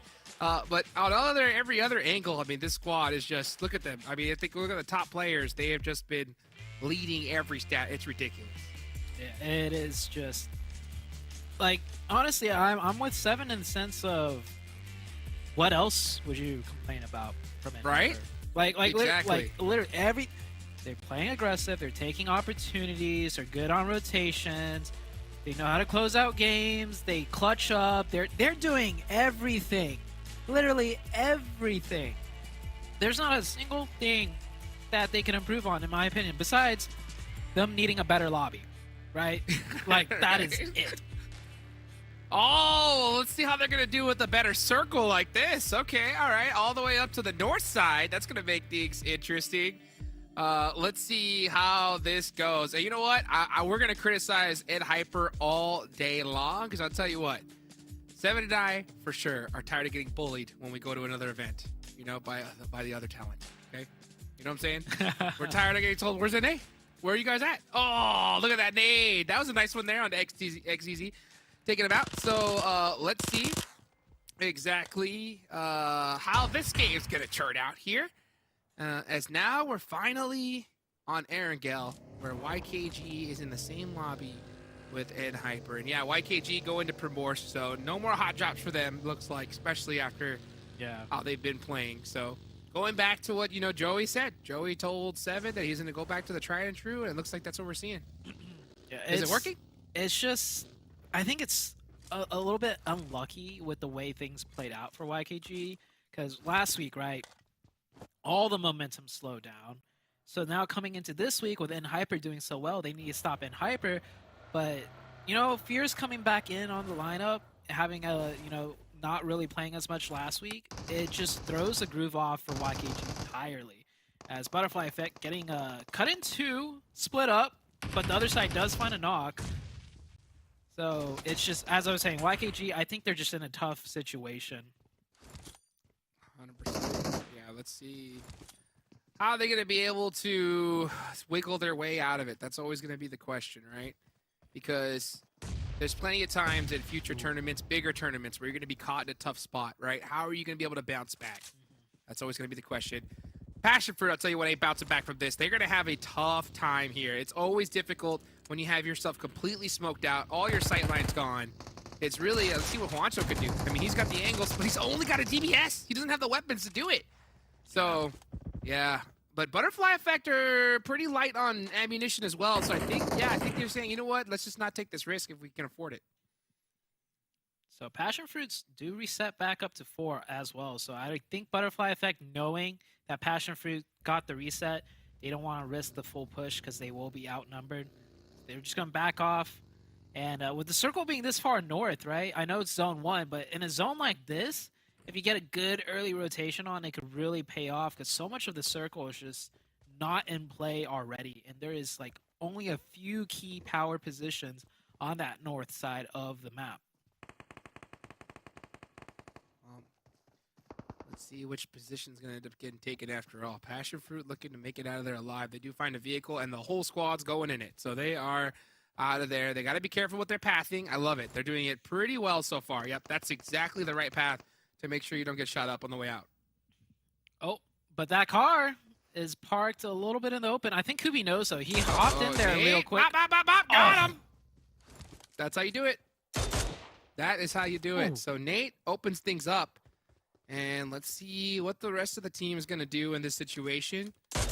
And Nate, oh yeah, he's going to go up, get that confirmation. That's the right play to do. Yep. Take off. I think take the money and run. Don't even push your luck. Just take it. Go ahead and, you know, find another place. You're good. Nate is so good with that, with the M14. It's just so quick. And just instant headshots, right? So just pow, pow. Right in the head, double headshot maybe. Pow, pow. And yeah, Nate, I think Kubi knew also because he hopped in it once and then immediately hopped out. A little Right? hezzy. Trying to bait out the shots, and then he's like, "Okay, I'm gonna get it this time. I'm gonna hop in, I'm gonna drive away, and then, bam, Pop. Out of there. Yeah.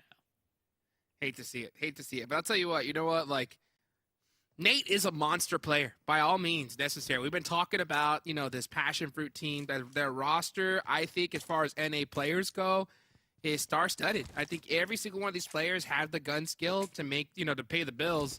It's just, you know, building up that synergy now, you know?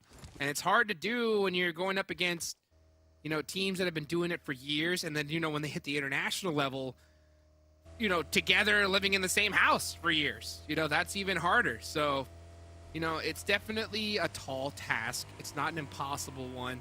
I just want to see improvement every single day as we go with Passion Fruit, right? I want to see them leave the lobby, have conversations, do those VOD reviews, figure out, okay, you know what, in this situation, we had a little bit of a miscommunication. What's a call out we could do to help fix that problem? Yeah. You know what I'm saying? Yeah. Because I'll never forget, back when I was a player, you know, this was back when, you know, TV was in black and white. You know what I'm saying? Yeah. I'll never forget one play in particular where a player jumped out of a window and I was using a SCAR with a 3X, right? Okay. And I happened to scope in with that SCAR and pan so perfectly that the thick side of the SCAR scope Right. covered the player entirely. Jumping out the window. Right. So, you know, I got knocked and I got knocked in that position. One of my players got knocked. He was like, dude, how did you not call it out? You were looking directly in that position, you know? yeah. And even I was like, I have no idea how I didn't see him. Well, thank goodness I was recording, right? And you're able to pull up, and then everybody, you know, the whole team at the same time were like, oh see, my it's not my gosh, because the scope was completely covered him. It was the most unlucky pan in the history of unlucky pans. You know what I'm saying? And just didn't see him. He was just blocked by that little edge of the scope. And I'll never forget that moment. I was like, I'm never using a 3X ever again on a SCAR. You know what I'm saying? Like, that's how crazy things can turn out. So, you know what? Let's see how Passion Fruit, you know, getting a nice knock onto D here. Recognizing that they have the man advantage. Nice push there as well. And a nice cleanup. Oh! And this is on the butterfly effect. So here comes some BM as well. Yeah, I don't know what they have against butterfly effect, but they chased them down. They said, good. leave Yasnaya. I think that's what it was. That was good. That was good for Passion Fruit to follow it up, right? They got 2 openings way early on, and then they chased it down to confirm the rest. So good job for Passion Fruits picking up those 4 points, and we're just in time too because we're about to head in the next circle shift. If they did it any later, they could get third party, and look at how close K19 is on that east side to Passion Fruit. It's a good thing they finished it when they did, and that's a good circle shift for them as well if they want to play at that compound. Yeah, timing is so huge, you know, and I think that's something that we don't really stress about enough. It's like sometimes you have to take that fight earlier rather than at the last second. Like top teams know, like, hey, you know what? We have to take this fight now. If we lose, we lose. But if we don't take this fight right now, we're gonna lose anyway. You know. So sometimes you got to recognize those decisions when you have no choice to but just risk it and push. That's this game. You know, there's not always gonna be a situation where you know you can, you know, take your time and you know cover each other perfectly. Sometimes you just got to be like, hey, we have to send it. Otherwise, we're gonna lose no matter what. So I love to see teams recognize that and you know really take the fight at the right time. That's what I want to see more of, at least here in NA. Definitely gotta agree with you on that one. More teams now rotating into the circle here, getting closer to one another. We have Extreme Slayers next excuse up in Severny. I think they might just end up sharing the spot a little bit. Doesn't look like they're fully engaging, just like some nades back and forth. Maybe if one of them gets an opening, but even then, just based on the way the teams are split up, doesn't look like they want to take a full-out fight. Yeah, they don't. Doesn't look like it. So let's see how... You can see Excuse just kind of taking their time over here at Severny. This could be one of those moments, too, where it's best to just let another team be next to you. Yeah, be neighbors. Like, Excuse is trying to push this onto... Or Extreme Slayer is trying to push this onto Excuse, but this is too much real estate to hold by yourself. You know what I'm saying? Yeah. Like, sometimes it's better to just hold off that side. You don't even have to look at each other. Just focus on either angle, cover each other's, and then, you know, when this next zone does, if it does close on, then you're like, all right, we're going to handle each other in the late game. But that's just the nature of Battle Royale. You know what I'm saying? Sometimes you just can't hold this entire real estate to yourself. And it is only zone 2, so it's not like you need to start kicking your neighbors out just yet. Still a lot of options, still a lot of real estate, like you mentioned, to play for. Rotate elsewhere as, Trick might be getting caught out on his own a little bit. The rest of the Execute are close by, playing a big split. So you see that. The rest of the team immediately mobilizing to help Trick out a little bit here. They're taking too much time, though. Yeah, Ace of Spades might be just funneling themselves into a trap, and, well, Binky Bay funnels himself into a nade by Trick. Trick! Oh, Trick with another one. Dude, I'll tell you what, Trick is a game changer for Execute. Out of all the players I think we've seen so far, Trick has been the one that really has stood up and made those little micro plays that make the difference. And look at that. I mean, they're going to take out 3 players, and it's really just because of Trick, right? He hits a good nade, hits a good knock. I mean, all by his lonesome. And then now the drive up, the Ace of Spades gone, just like that. Yeah, that was all Trick. Because you put a different player there, and if he gets knocked, if he doesn't stall, you know what happens? The rest of the Execute team, the other 3, they're like, oh, well, there's no reason to fight here now. They all leave, right? But Trick, he stalls, he gets the nade. Now the rest of Execute are there to fight. Not only that, he gets the second one. So Trick doing a great job, like you mentioned. Dude, Trick is a beast of a player. Got to meet him over there in Saudi Arabia. He was so excited being on his first LAN. You know, unfortunately, he wasn't able to stick with the squad of MEZEXIS, but he did find a new team. And you know what? If Execute doesn't do well, I wouldn't be surprised if we see him get picked up on another, because this dude can frag. Now, I did do some, I can't wait till we have the segment where we asked everybody questions, you know? Different ones about the game. Homie didn't get one right. You know what I'm saying? Homie didn't get one right. He was so off. It was crazy. And I remember talking to him after, and he was like, bro, I'm just here to frag. You know what I'm saying? I'm just a mindless drone ready to just take out everything I see. So I was like, I love to see it, though. You know, sometimes you got to have some of those players on your squad. Yeah, I mean, players are gifted in different ways. If you're if you're able to just frag out, hey, who cares if you know how many shots are in a VSS without an extended mag? I don't know it. But if you can shoot someone and knock them out with it, that's all I care about, right? YKG coming in hot. Oh, right onto, once again, no! It's not, it can't be true. It's BOPE again. Well, YKG, it's been fun. It's been fun watching you here. But by all intents and purposes, this is their ultimate kryptonite. You know, like, they try to instill the fears into BOPE, but fears is not. Ooh, the VSS. Oh, let's go. All right, 24K. It's a knock like that. That'll definitely make Fears got finished, though. HH finished off one player of YKG, so they can't get that reset that they were hoping for. Oh, goodness. Okay, nice knock there from Chico. Let's go, Chico. Pushing it up with the DBS. Now, he is all by himself, I think, for the most part. The rest of the team is a little far behind. Oh, but another knock from Joey. So YKG finally getting the better of BOPE in the situation. Yep. Things are starting to turn around for YKG, at least when it comes to fighting BOPE. Definitely getting a little bit of the revenge. You need to finish out the rest of the BOPE, though, to get that full revenge. Because that Sandhawk game, man, BOPE clowned on YKG. Didn't even give YKG a chance to fight. So they got to keep pushing it. I think that's what Joey's doing, or Joey's just moving a bit closer here. The circle is about to pop, too, so the team does need to get a move on. Yes, they do. They need to get moving quicker rather than later. And let's see just how fast they are going to get moving. Oh, what a zone shift.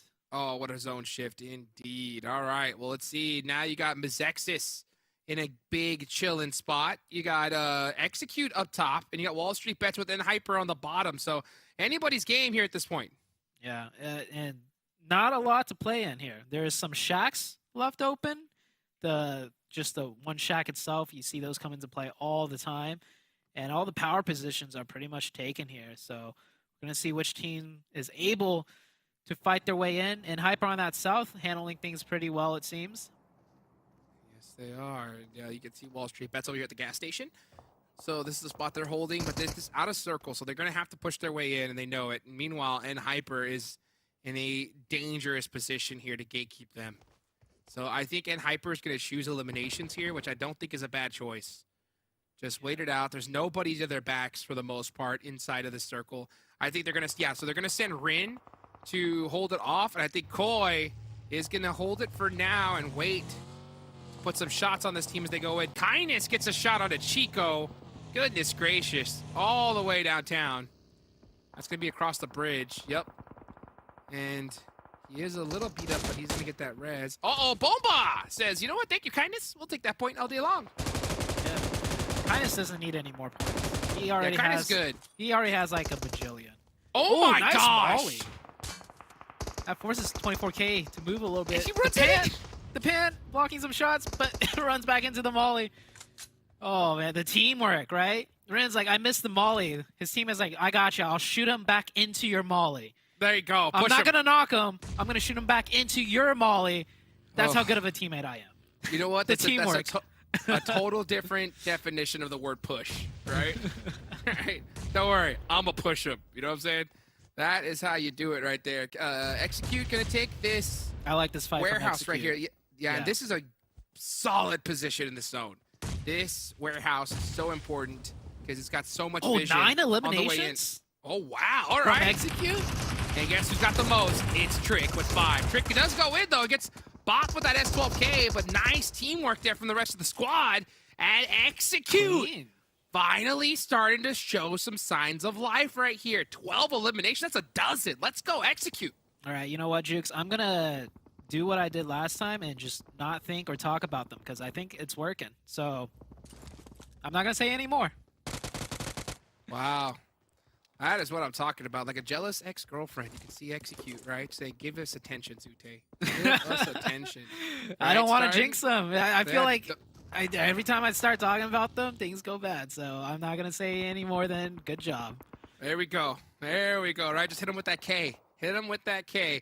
Let's see if they're going to end up okay at the end of this match. I think they're already okay with 12, but I mean, they could still definitely finish even stronger with this position. Way stronger. Yeah. Yeah, let's see where the zone is going to go here. Most of the major teams are out of the lobby as far as major threats on the top of the leaderboards, except for NHyper. NHyper still in the mix. They are on the south side, though.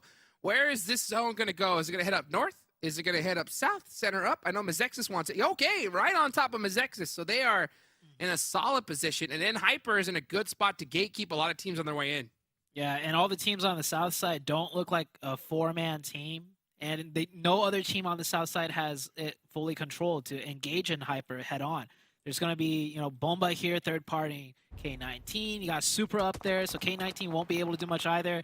And I don't think anybody's going to do anything with look at that positioning from NHyper. Oh my, yeah, you can't even leave the house. Oh, Imagine having goodness. 3 players and not even being able to leave the cover of a compound to push because Unreal. GK first is knocked though. You might be able to do something off of that. Let's see what the play is going to be.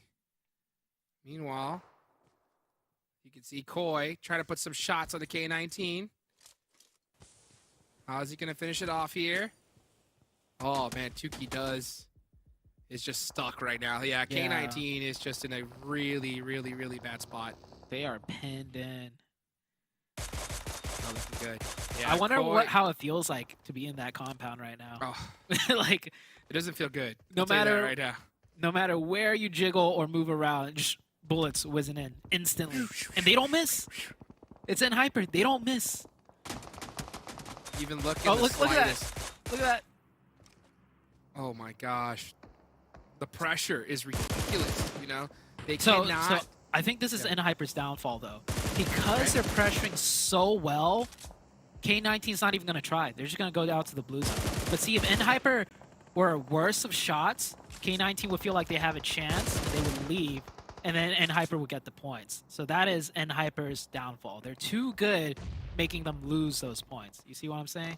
100%. Yeah. I totally understand where you're coming. Yeah, K19 does not feel good right there. Let's see how the rest of these teams feel as Execute still up on top with a dozen eliminations. Starting to put some pressure onto MEZEXIS, and now you can see LOTUS look at downrange. He's gonna put some shots on N Hyper. I mean, which team is gonna finally stop N Hyper when they're in a position like this? That's the question. We'll see. We'll see.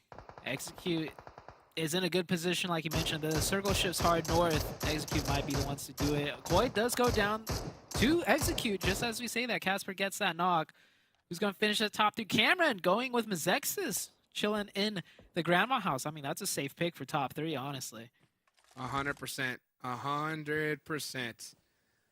Well, let's see. Let's see right now. PASSIONFRUIT does have the high ground, and it's Nate, the legend, with the mini. I'll tell you what, this guy is deadly with it. So definitely not a player you want to sleep on here in this position. Let's see how many points he's going to end up getting from this spot. Oh, bop, bop, bop, bop. He takes those Nate. all day long. Show me more. I love watching Nate with that mini.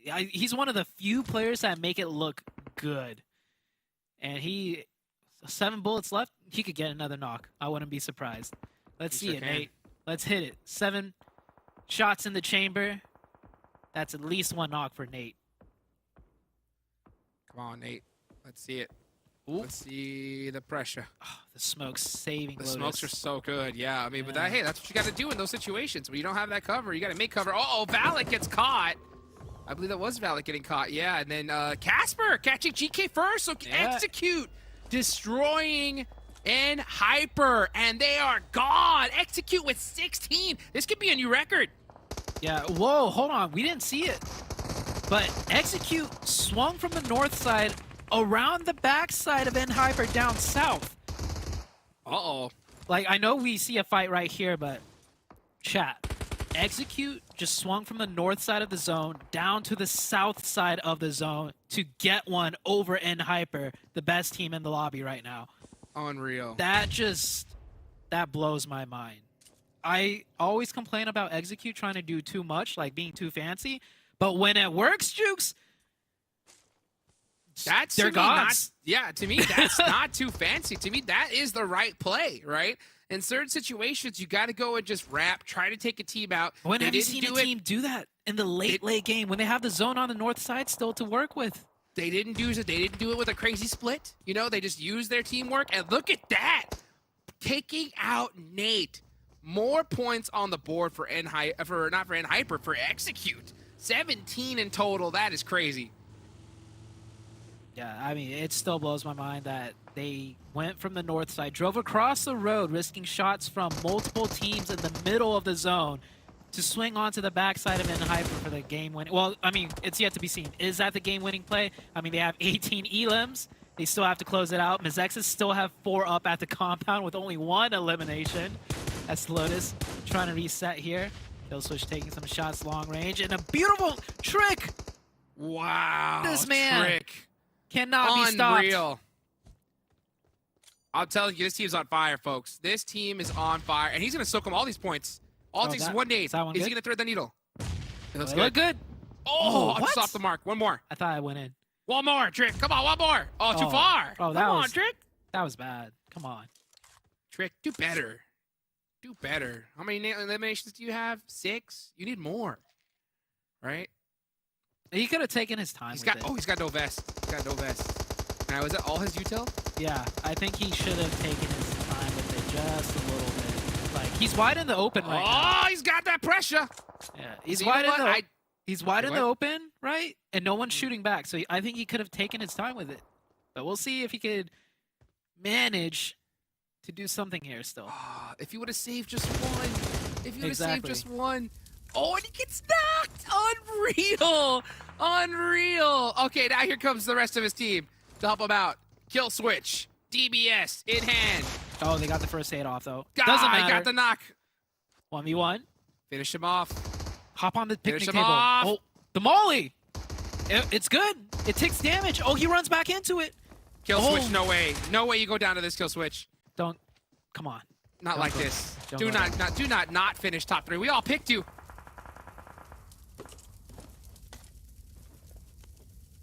Great game from Execute. Great game from Execute. MEZEXIS in the top 3. So is Lotus. Great job. Great job from MEZEXIS. Hey, they went up to 5 eliminations. I was worried by the time the camera comes back to MEZEXIS, they would still be sitting at 1. So And- they were doing things when the camera wasn't on them. Well, Oh, they don't know where Onder is though. yeah, well, and that's the game. Beautifully done. What a chicken dinner there from MEZEXIS Esports. Wow, I mean, what a crazy performance, and what a wild game in general. Yeah, I think that was Execute's way of shutting us up. They were like, That's what you get for picking them, bro. That's Yeah, what you get for picking it's them. like- Why would you pick them? no, it's like you guys keep talking about us, doing bad and stuff. Well, guess what? You predict us, we're gonna semi-throw your prediction by still getting 19 eliminations, but finishing in 4th, because we don't want that top 3. MEZEXIS getting blessed at that grandma's house, just chilling the whole time. But Nate and Trick, of course, the 2 players up here on the match report. Honestly, that's 2 players I wouldn't mind seeing on the same squad together. I'll tell you what. Ooh. You know, Trick is Trick a and Nate? monster player. Okay. Yeah, Trick and Nate as like a duo fragger pushing buildings. That would be nuts to watch in my eyes.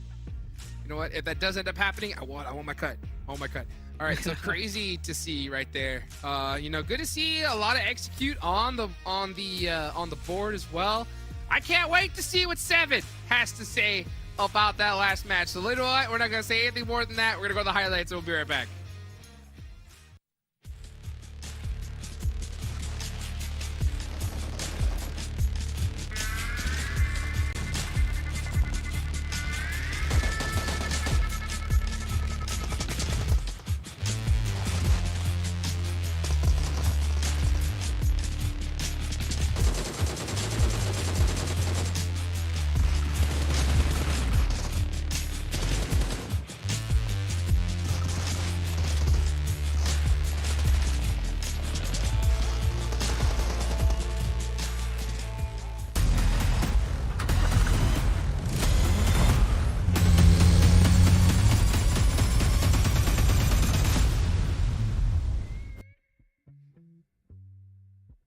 Wow.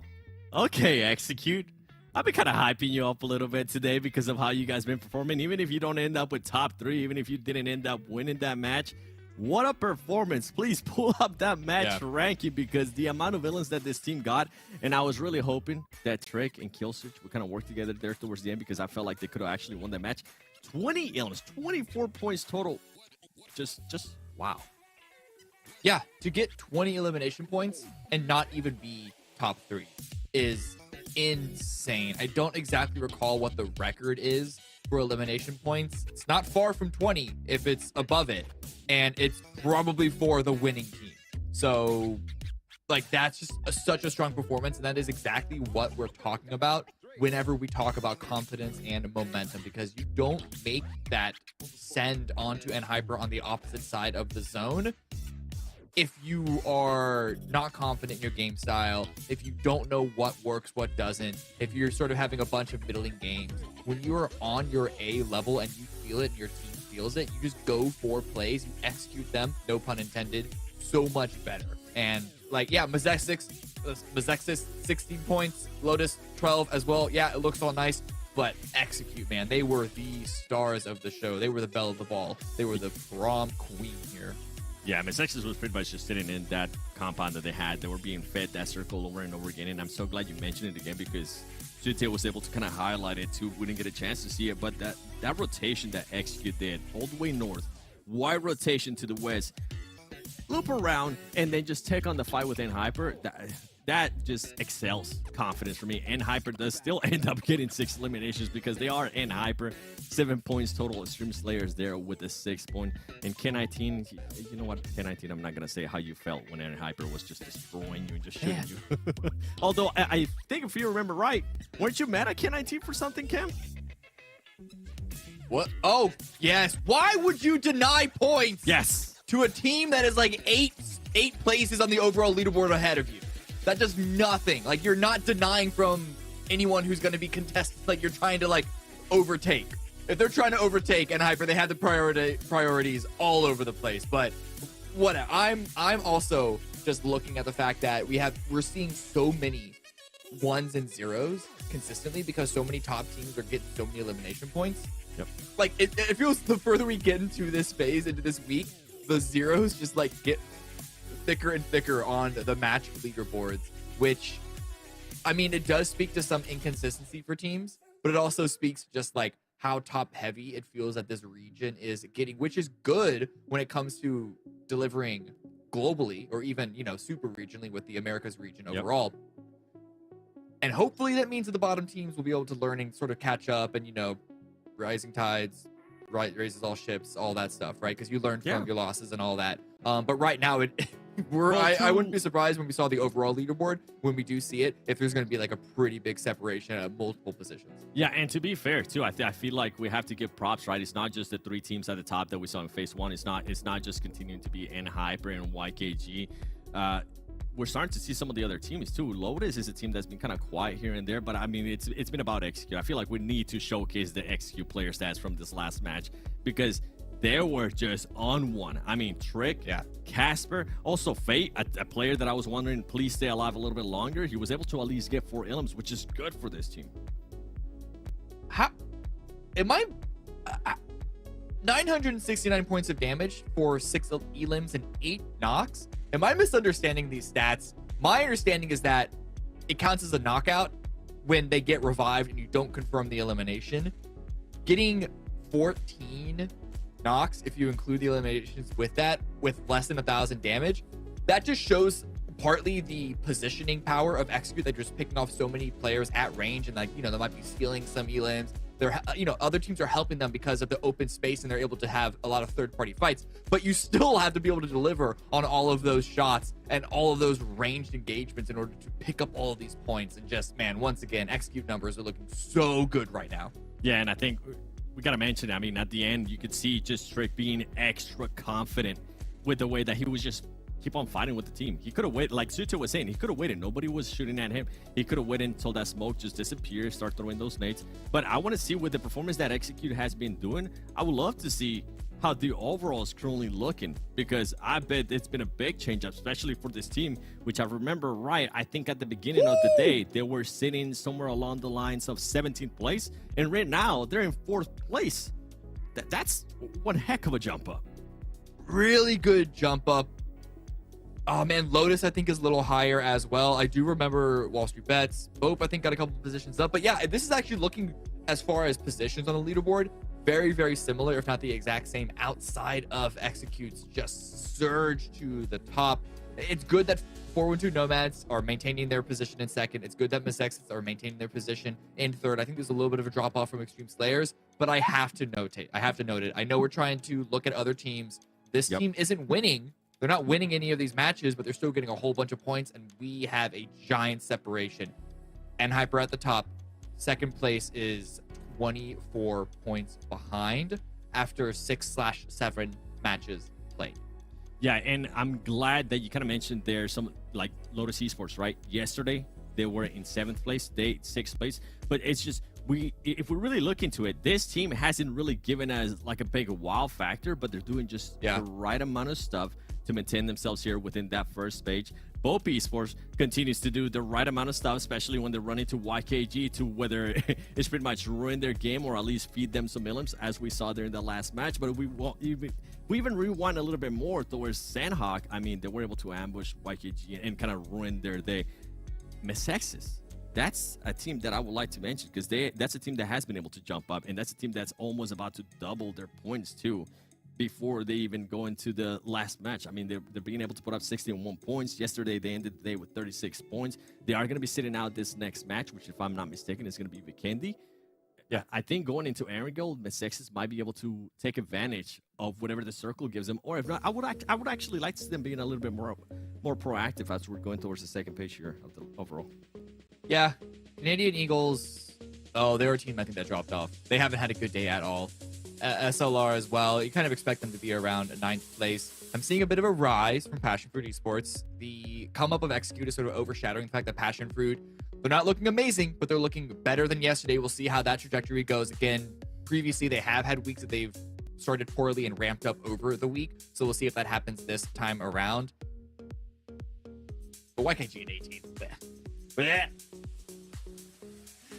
I know what Hot Jukes is thinking right now. YKG, come on, do it for us. It's phase 3. You're already gonna be going to the finals. Start doing some hot drops, right, Hot Jukes? No! Yes! Yes is the answer. All right? Come on. Come on. You know, come on. You've already made it. You got nothing to lose. Put some pressure on them. Do something. You know, because you're saying that, oh, we're going to do, you know, what we used to. That's what's fine. You know, Joey, I'm not making fun of you. But come on, bro. I mean, the thing is, that's not even working, Dute. That's not even working. So why not? Why not is my question. What do you guys think? Am I crazy here? I don't think I am, but you know what? You never know. You never know. Let's see what they can do here. Maybe they can just go ahead, blow me out the water, and then I'll never question them again. I gotta go. I gotta go with Cameron. I think Blah.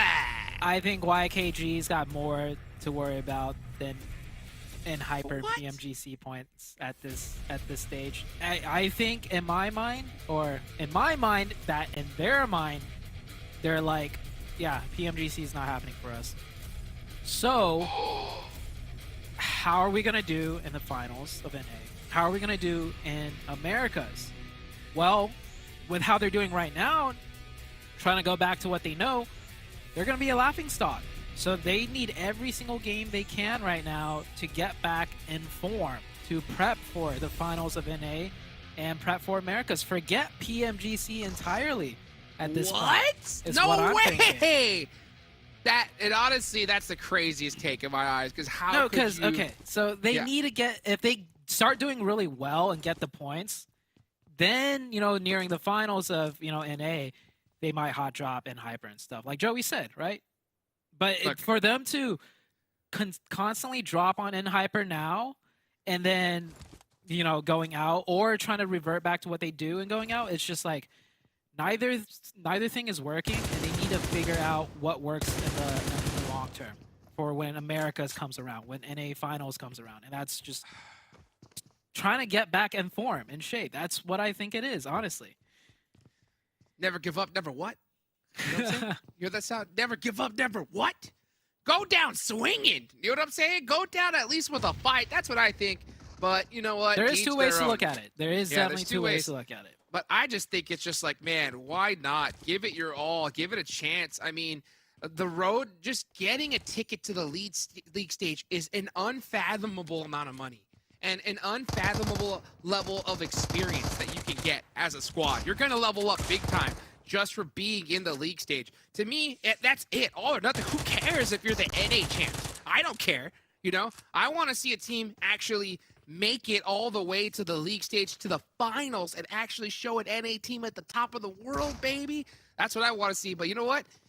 If I had to choose one right now, the way Hyper's playing, I mean, that's going to be the one.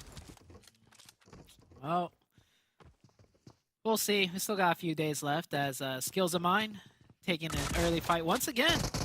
This time, it's all down to Bomba and Crossfire. All street bets taking that one. Man, there's a lot of BM coming out today from teams. Ooh, yes, there is. Yeah, it's all that anger, all that angst being built up.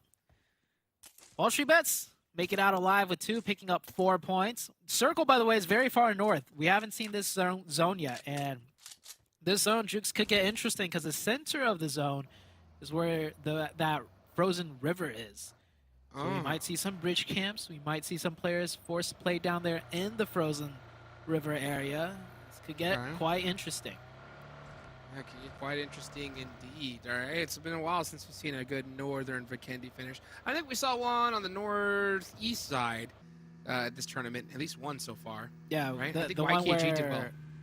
I think it was Juancho threw that Yep. insane aid for the chicken dinner win. Oh, that was the same Yes. one where Execute had 2 players eject out of the car while the other 2 in the same car kept That's right. driving off. That Yep. was the best bikini game we've ever seen. that was. Hey, maybe we have a repeat here. Maybe we have a repeat. We've seen Execute get more eliminations. I think they probably outfragged the total eliminations that they've had so far in the tournament. I'm kidding. Right? They did they did pretty well. I mean, that's crazy, right? To see them do so well, it was huge. I mean, they didn't get top 3. You know what I'm saying? I'm not bitter about that at all. But, you know, it's good to see them have some signs of life. Let's see how Right now we're gonna look at Speedfire and SLR go at it. Yep. Instantly up the stairs, nade in hand, tosses it out. Biology forced to push up, their other two back. But Jimmy, try and go for another nade. They're not gonna let you get another nade off. Get your gun out, Jimmy. Jimmy goes down. And SLR just taking this spot by brute force. And look at this. Clown already left. Or no. Wow. Wait. Actually, I don't know what happened, but I think they're about to not be in the lobby. That is what's about to happen. Yep, that's what it looks like. Here comes Kai coming on down. Clown just having solid. Oh, he's done for. Yep. Excuse gonna take that and take it to the bank. Beautifully done for them. That must be demoralizing. Like, you wait in between games that long, you finally hop into the game, it's Vikendi, and then you don't even get a chance to fight. And you're out. 4-1-2 against Butterfly Effect. 4-1-2 has been hot today, Jukes. Let's see if they could keep that fire going right here. And they are. 3-point opening it right up. Here they go, and the Nomads, man, just look at these nades looking so good. This is an entirely different 4-1-2, right? I was talking about this before. I wanted to see some. Look at that, running into the fire, into the depths, and he's gonna go get knocked. But you know what? It don't matter. Here comes the rest of the squad. It's just Kubi up left. Uh-oh, he's got a DBS. Something to watch out for. Okay. Oh, that got a little, I think, too close for comfort. Uh-oh, third party, Puppeteers. You know they're good for it. Just some Yes, long-range they are. shots. Okay, they're not committing. Oh, They should. They should, but They should. This is the easy compound to push. We just saw 4-1-2 finish them off like that. I mean, it's always difficult to hold those Yeah, I think no, Rise, go. Maybe he's going to go pick up his teammate? No, they were Too just slow. They were already too slow. By the time we had to question it, they were too slow. And they realized it, so it's good to see them realize that and fall back. I don't think they expected 4-1-2 to finish that fight so fast, right? Yeah. They finished it extremely fast, so just a second longer, and that Puppeteers team definitely probably would have third partied for that push. Second circle, yes, that is the second circle. The circle did shift. It just doesn't really look like it because it looks like the same one, but the circle did shift, and a lot of teams still not even close to making it into the zone. So we've already had the teams that wanted to fight. That's 3 of them down and out. Wow, all right, let's see exactly how many are going to be out at the end of this here as we're starting to see no execute. All right, having to push all the way into this circle. They're most likely going to hit that edge and maybe even go to that hardship side. That's probably going to be the play. But the one team that is in that same kind of area is going to be YKG, so it's something they have to concern themselves with. Now we might see an Execute versus YKG fight shaping out here. Both teams coming in from the far west. And Hyper coming in from Winery, that's all the way down south, so they're going to be doing some southern rotations in. And I think they're going to all favor the western side of Vikendi, right? A lot of the zone is more on the west side, so that bridge might not even come into play on the next circle shift. We'll see. And I don't think any more fights are going to happen, Jukes. That's a lot of fighting for Circle 1 that we already had. I don't know, because remember we talked about it. The last time we saw this particular kind of zone, it was non-stop action. Remember that? It was like just heat from start to finish. So, I mean, you're right. I mean, typically we shouldn't see it. But just according to that one example, I mean, it's totally possible. It could. I'll give it another 30 seconds. If I don't see fighting, I think things are going to go back into that, slow Vikendi state. It always starts out hot, slows down, and then really ramps up. And it's looking like it's going to be one of those games. Let's see exactly just how it's going to end up here as we're starting to see things, just get a little quiet for a little bit here. But we are starting to see some rotations come on out. And the thing is that we shouldn't see the heat. We shouldn't see the craziness because it's Vikendi. There's so much coverage everywhere that teams should just kind of take a little breath, relax, look at the lay of the land, and then, make some pushes from there. But who knows? I mean, we're starting to get into the later time of the day, and usually late day, we start seeing some pretty crazy pushes. Yeah, YKG playing very aggressively, like gatekeeping-wise. They're like pushing all the way out to the blue zone edge to look for teams to push them away, and Joey finds a nice angle, trapping the Lotus team in. YKG, this is definitely a different style that I've seen. They usually fight from the edge in. Now they're just hard gatekeeping the edge and looking to stop anybody to be on this side of the zone. Honestly, like, if I was in Joey's shoes or any of YKG, I'm screaming. I'm like, yo, we need to get these points. We need to make a miracle happen. Like, let's just never give up until our last breath. Like, and honestly, pushing edge teams, that's what they do best. So I think this is definitely a good play for them. Vishy gets the better of Fears, though. Man, Fears, after coming back from that break, he's just been not able to get started here. Yeah, and the YKG team just does not look the same. Fears was knocked in a spot where the supporting sightline couldn't get there for at least another couple of seconds. So it's just the team synergy off by a lot compared to week 1 YKG.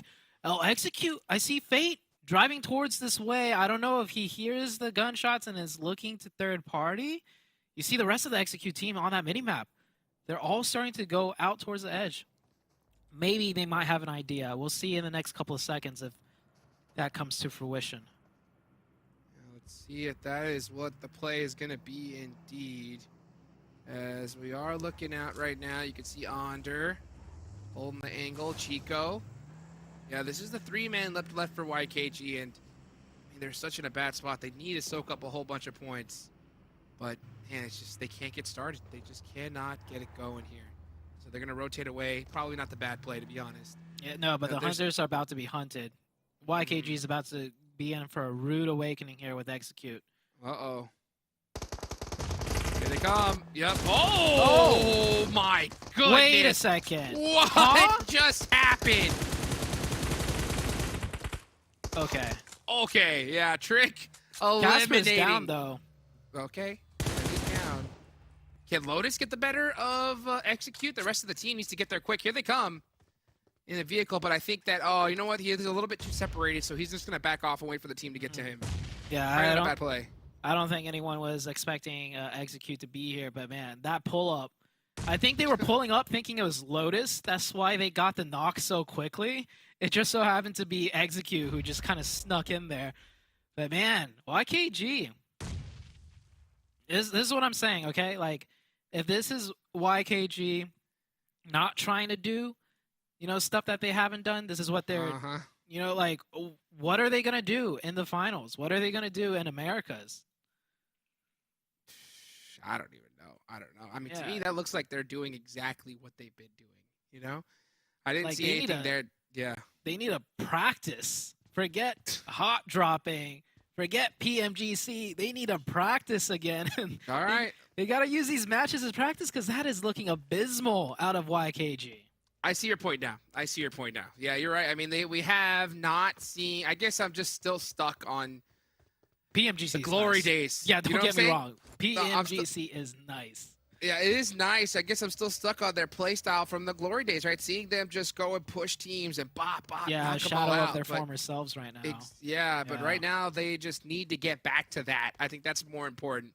Once they do get back to that, I think we could definitely see them be a threat. But until then, yeah, right now, I understand.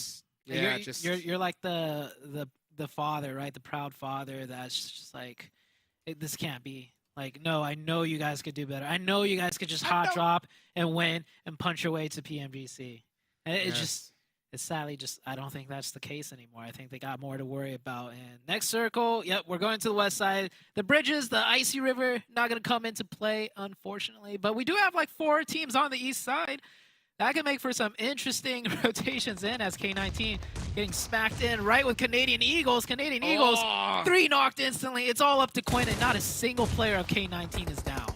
Wow, let's go. All right, K19 turning things up. Uh-oh, some Molotovs are out there. That makes things a little bit spicy, but they don't have to worry. They have to worry about Extreme Slayers. That's what they have to worry about. If Extreme Slayers hears this, a third party could come out, but they are a little bit too spread out. So I think it's definitely in their interest to get this fight done sooner rather than later, and then Skur knocks Trip.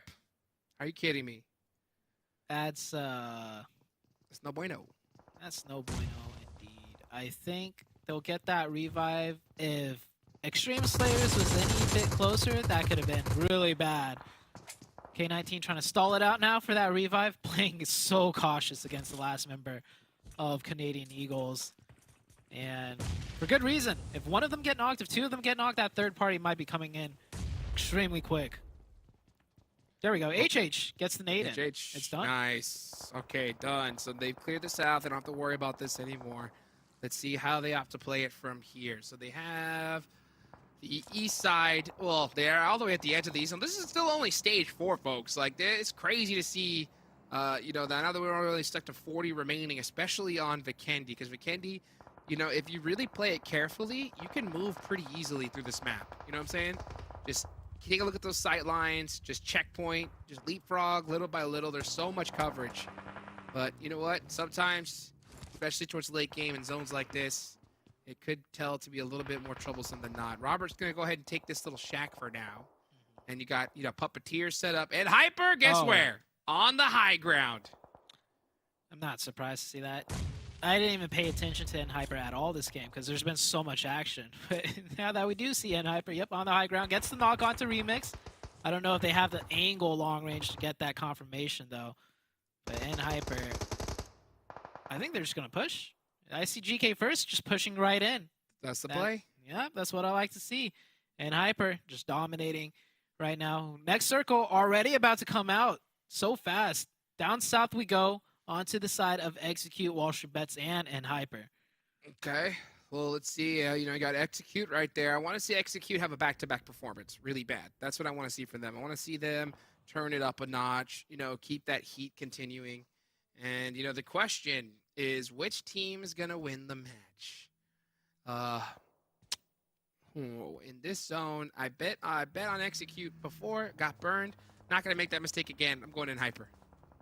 Yes, the tried and true, the safe pick. I also got to go with Hyper. They have 4 up. They're on high ground. They're in the zone. It's Hyper. Why not?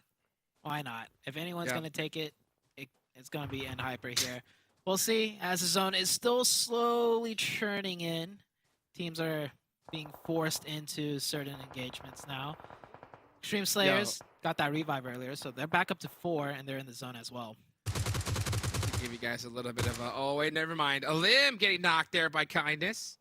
Very, very nice. This guy doesn't miss. This guy don't miss from long range. It's ridiculous. By the way, to give you guys a little bit of a sneak peek behind the scenes, I mentioned about the possibility of picking Execute, and then Seven, messages me. He's like, hey, man, don't forget, this is us Execute's last game of the day.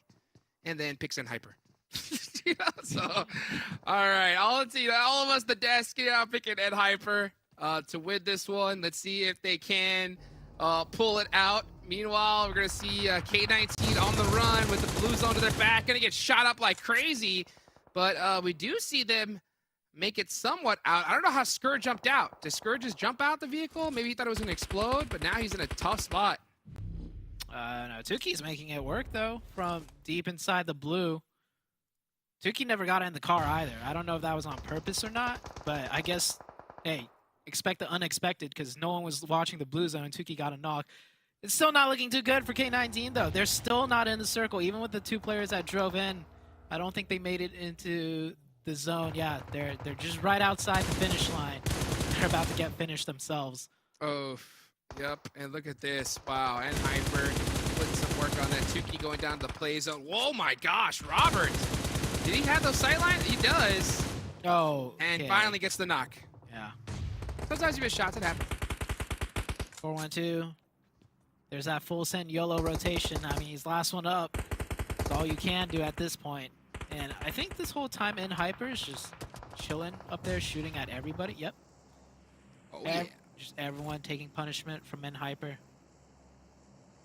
Damage received from Hyper. And then in less than 100 probably, once again. I just feel that, Hyper is just whistling. I just imagine them just, just having fun. Yeah. Just chilling, just being like, yeah, we got the high ground, no big deal. Don't even have to make call-outs to each other. Just everyone just doing what they do, just securing the bag. Securing the bag. Now, they are on the edge of the circle. The zone does go to them, Oh, please, come on. So that's something that they definitely needed. You know how there's, those new, custom maps in PUBG Mobile for, training your aim in different scenarios and stuff? I think this is Hyper's version of that. They're just aim training at this point. This is ridiculous. Yeah, Kindness is just getting all the aim training he needs. Completely uncontested up there. Just because his teammates have such a nice buffer zone all around him. And I love how they do put Kindness in those positions. They all know Kindness has the best shots out of all 4 of them, even though all 4 of them are insane individually as well. Unreal. Unreal. Let's see just how many points these guys are going to get at the end. As you can see, Extreme Slayers applying that pressure to SLR in this position. Oh, that's very, very nice. Oh, that is a good nade indeed. And let's just see Baby Bray get another one. And man, SLR is really in big trouble. But hey, there's 2 knocks on the side of Extreme Slayers. Remix is down.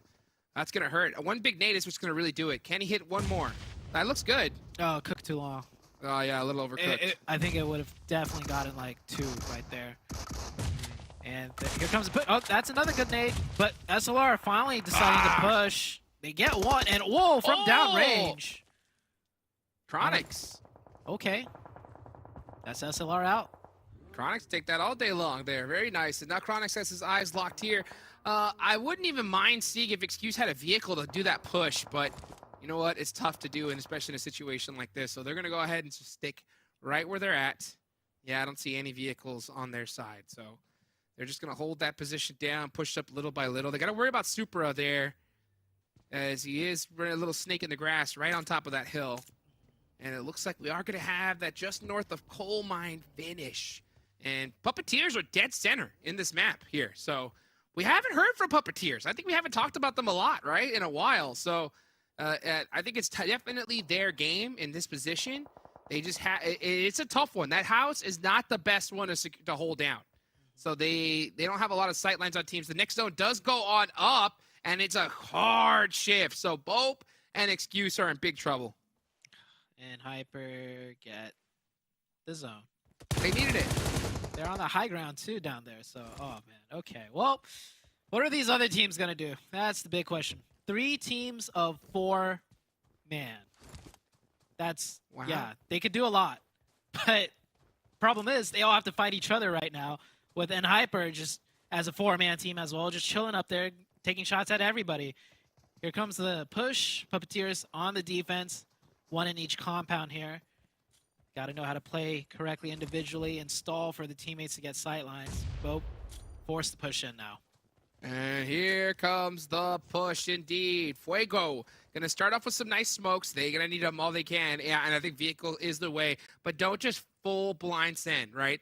I think they have to push into the next fight, take the fight, and then just see what happens from there. Comes the nades. Extreme Slayers trying to wrap around onto Hyper. Look at Hyper taking knocks onto BOPE, while the other 2 focusing back onto Extreme Slayers. And Hyper smartly backs off away from the initial barrage of nades. BOPE is getting cut down, sandwiched between Excuse and Puppeteers, plus Hyper on the high ground shooting down at them. That is a tough position to be in. Oh, a super tough position indeed. So let's see how he's going to hold it out. Ophelia needs to go ahead and try to get these shots down range. Oh, but he is completely stuck in his position. Kai trying to open up a fight up against Hyper. Oh, did he spot Rin there? Nope, he didn't. BOPE, yeah, just unable to overcome that zone shift. It was just too much to bear. So tough break for him. But, you know, you got Puppeteers, right? Still in a decent spot. Oh, Kai does catch the edge of Robert there. Oh, and the yep, push. on that, here comes the push. I like that.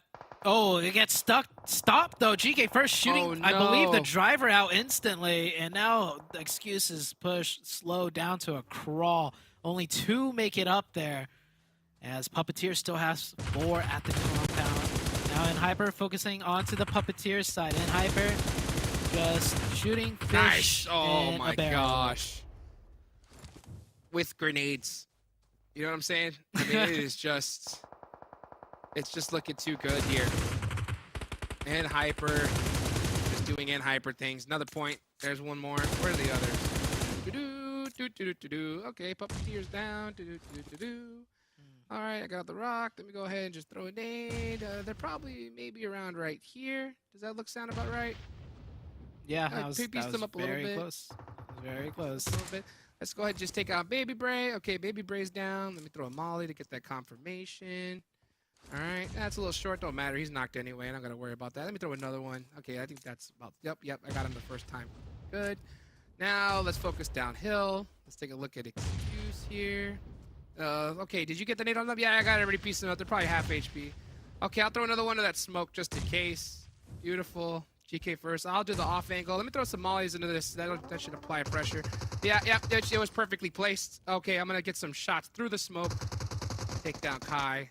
Very nice. Get the confirmation there. Other teammates got to be behind that rock, right? Yeah, got to be behind that rock. Beat them up with some nades. And, yeah, take him out.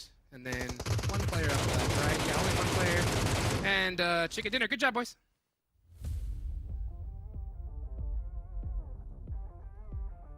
Well, they're done for the day.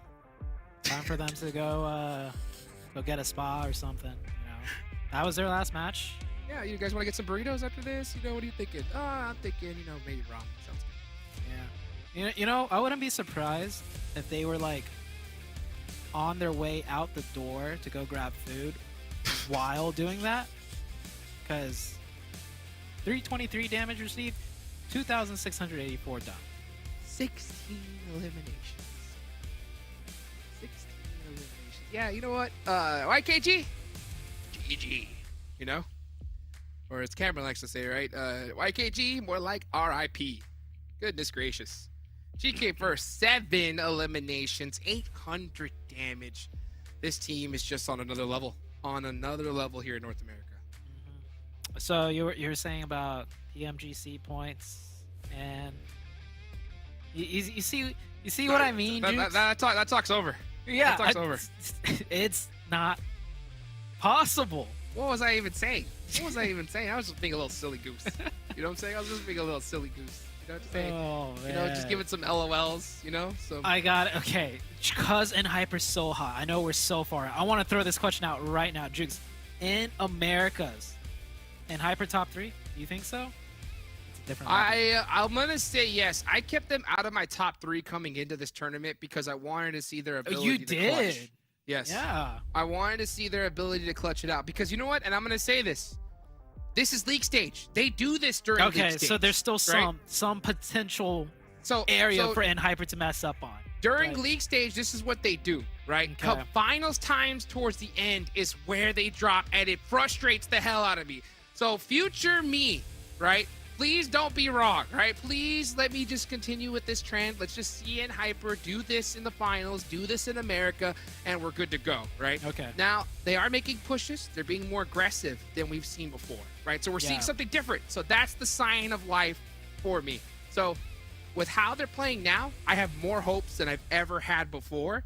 There's still that little itty-bitty thing down in my gut that's just, oh, you know, just hoping that they don't do me dirty like they've done before. Okay, so the finals. That's where they really, really prove themselves. Well, For the money counts. That's where the money is, right? Is You got to where show up, and got to show up in those 3 days. Like, you know, Vampire Esports before would struggle during other tournaments, and then come PMWI finals, they would just soak up all the cheddar in those 3 days. True. That is true.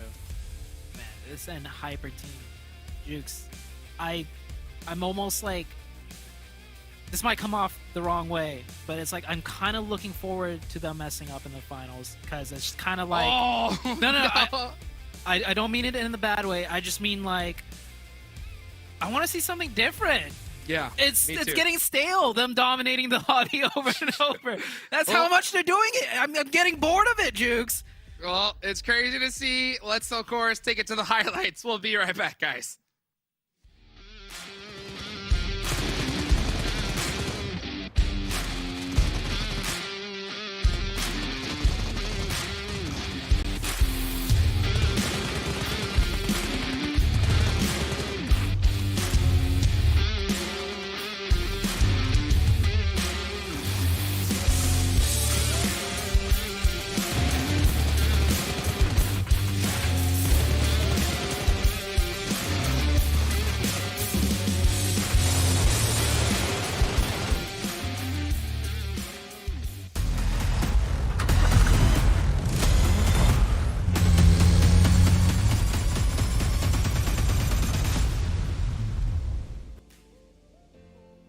I'll tell you what, Sute, I'm not bored, okay? I want to continue to see Hyper to dominate because everybody currently watching at home, I want you to use that hashtag PMPLNA on social media, and I want you to send us your best dominating memes. And hopefully, if you guys send some good ones that are appropriate to showcase here for on the stream, maybe we'll show some Friday because, I mean, they continue to dominate. Some people might say they get bored. I'm actually enjoying it because we've been wondering for the longest time, can we just have a team that stays consistent? Not just one phase, not just two phases, throughout the three phases, and then on top of that, the finals. Put up that match ranking because, Cam, that was a dominant performance right there.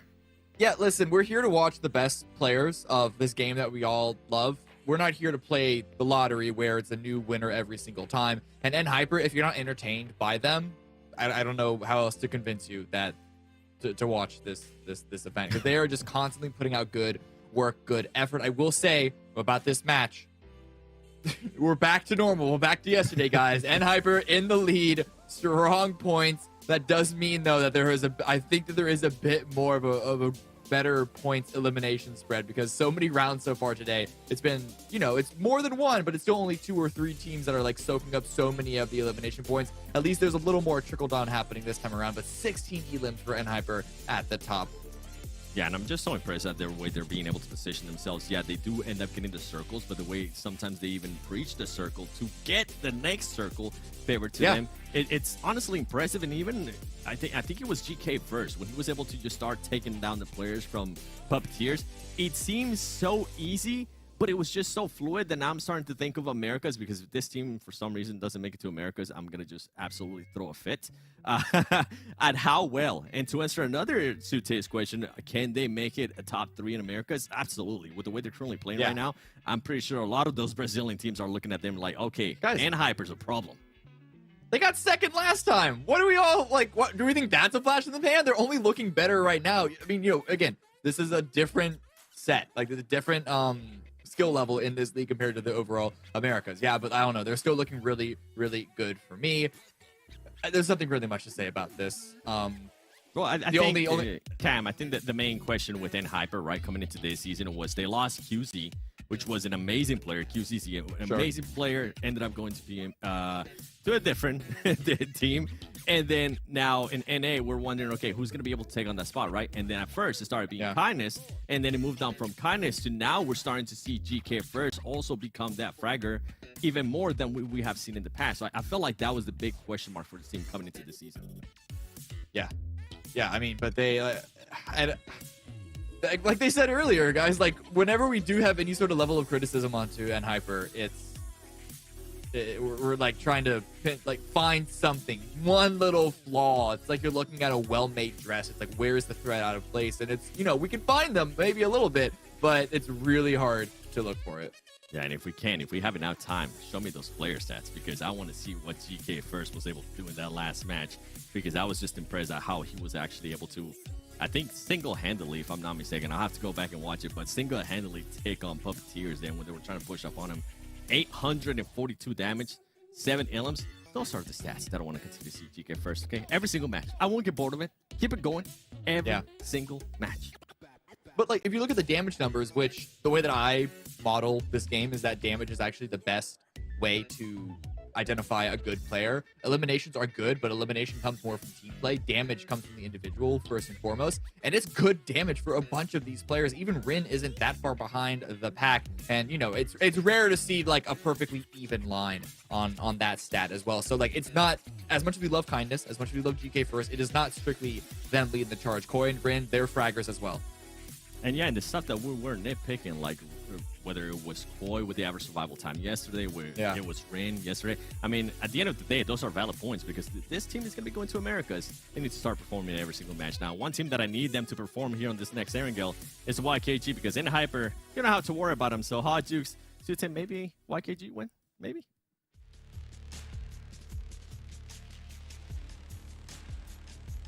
Maybe. Okay, all right, maybe is where I'm gonna leave it at right now, because honestly, I'm starting to get worried. You know, like, I hate to say it. You know what? Yes, I'm not gonna lose faith, baby. You know what I'm saying? For a second, I got caught, you know, just thinking about it. But you know what? Let's go, YKG. I believe in you. I know that you can get this done. I know that you guys can clutch it up. Now is the time. You know why? Because NHyper's not here, baby. NHyper is not in this match. You don't got to worry about those most eliminations. 27 from GK first. Goodness gracious. Kindness 19. Wow. You know, so you don't got to worry about none of that nonsense. Now is the time to shine. Yeah. I mean, they kind of have to. If they can't get it done today, there's only 3 days left to kind of get back in the groove of things, and then they're straight into the finals. So they can end off today strong. It'll help them going into the next day, and there is going to be a little bit of a break of a day, so maybe that will help them out as well. But man, this YKG, a shadow of their former selves. Ooh. Yeah, let's see if they can. If they end up with a nice chicken dinner here, man, that'll help out big time. That'll really just boost them and just give them a little bit of a breath of fresh air. So I would love to see them really bust that out here and now, because it would definitely be the cherry on top for them. So let's see if that is something that they could do, guys. Give up some hype in the chat. Don't give up on them just now, because I'll tell you what, YKG, they have the roster to make it happen. A couple good plays is all they need. And not even YKG. There's some other teams that still have a couple days left, and they might be the team, you know, that we really want to watch out for coming into NA Finals. One team in particular, Extreme Slayers. I think they're just slowly just progressing still. They haven't like had the pop off, you know, rise up moment just yet this week. So I'm looking for that coming into the last match of the day. And 4-1-2. They're doing good, right? Last game, they did pretty well as well. And it's just like, sure, it's not the, 19 chicken dinner win they had yesterday, but they kept that going from yesterday. That's the big important thing. It was not a one-off thing. They've been giving difficult zones. We've been seeing them push together as a team. They won that 3v2 against Hyper at the very end, where no one, like, got too jittery and peeked out too early and got knocked, right? So 4-1-2, also a team that I'm kind of cheering for. So it's not just YKG. The glory days of YKG, yes, I do wish it was back, but I'm seeing some nice things out of some other teams now that I'm also very excited for. And speaking about 4-1-2, already 1 point on board. Let's go. Let's go. I'll tell you what, this 4-1-2 NOMADS team, I'm so proud of them to see them develop. You know what I'm saying? Because you know what? You know, we need more competition here in North America. We need more threats, you know? And, you know, just like BOPE is a threat to YKG, you know? I think that 4-1-2 is a threat to this whole lobby. Because, I mean, we're starting to see them, after that huge chicken dinner, we're starting to see that ball roll for them. So they're just getting stronger and stronger. And I have a lot of faith that this team is just going to get better and better as time goes on. I got a question for you, Jukes. Give it to me. What do you think about Passionfruit? Where have they been today? Like, I will say this. I don't think Passionfruit in this tournament has developed as much as 4-1-2 has. You know what I'm saying? Really? I think 4-1-2 has, you know, gelled a little bit stronger than Passionfruit has.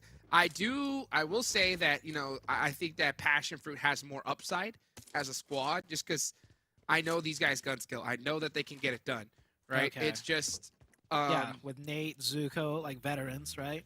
Veterans, you know, you got Juancho, right? These guys could definitely do it. You know, I even like Valak on the squad. I think I'm glad to see Valak back, you know?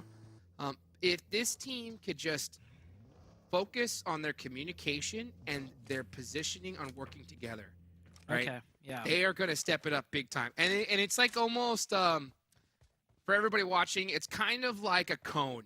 You know, it's really hard to get that synergy at the bottom. But as time goes on, it just gets wider and wider and easier, you know? It's easier to just grow. So all it takes is that one thing to click, to be like, oh, okay, all right. You know, when you push this, when you hold this angle, I'm going to protect you. I'm going to pre-fire for you so you can push up and get it done, you know? And that develops as time goes on. So just to give you guys an example, let's say, and this happens a lot. You know a lot about this too, Zute, right? Yeah. What's that? When an IGL calls a push, and he starts pushing, but the rest of the team hesitates or is a little bit too far behind, right? Us as casters and viewers think, why did that guy just push out by himself? Maybe that's not the case. Maybe he called the push, but the rest of the team hesitated. So when that happens, you got to have a VOD review. You you got to look back and be like, hey guys, I called push here. You didn't push. Like, for example, here, I called push into this building. Miner pushed out just a little bit too far by himself. You know, maybe after this, you go into the comms and you're like, hey, how do we refuse from making this mistake again? Yeah. You know, maybe the player behind, you got to say, hey, hold on a second, right? Don't go in the building just yet. Yeah. You know, you got to come up with some kind of call to fix that problem, because what was that? 5 feet? 5 feet too far apart? And just like that, one of your players is thirsty and you're stuck with 3 players for the rest of the match. Yeah, it's definitely those very small things that really matter. As the red dot, Illusion. This guy is a veteran as all. I think Illusion has been in the comp scene since we were comp players. If not, he came in just a little bit afterwards. But yeah, Illusion has been a player in the scene for a very long time as well.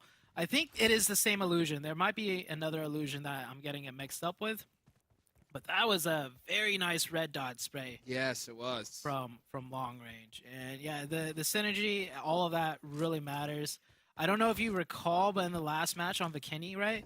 When 412 was pushing the other team, and that one guy was holding in a corner with a DBS, right? And 412 pushed in.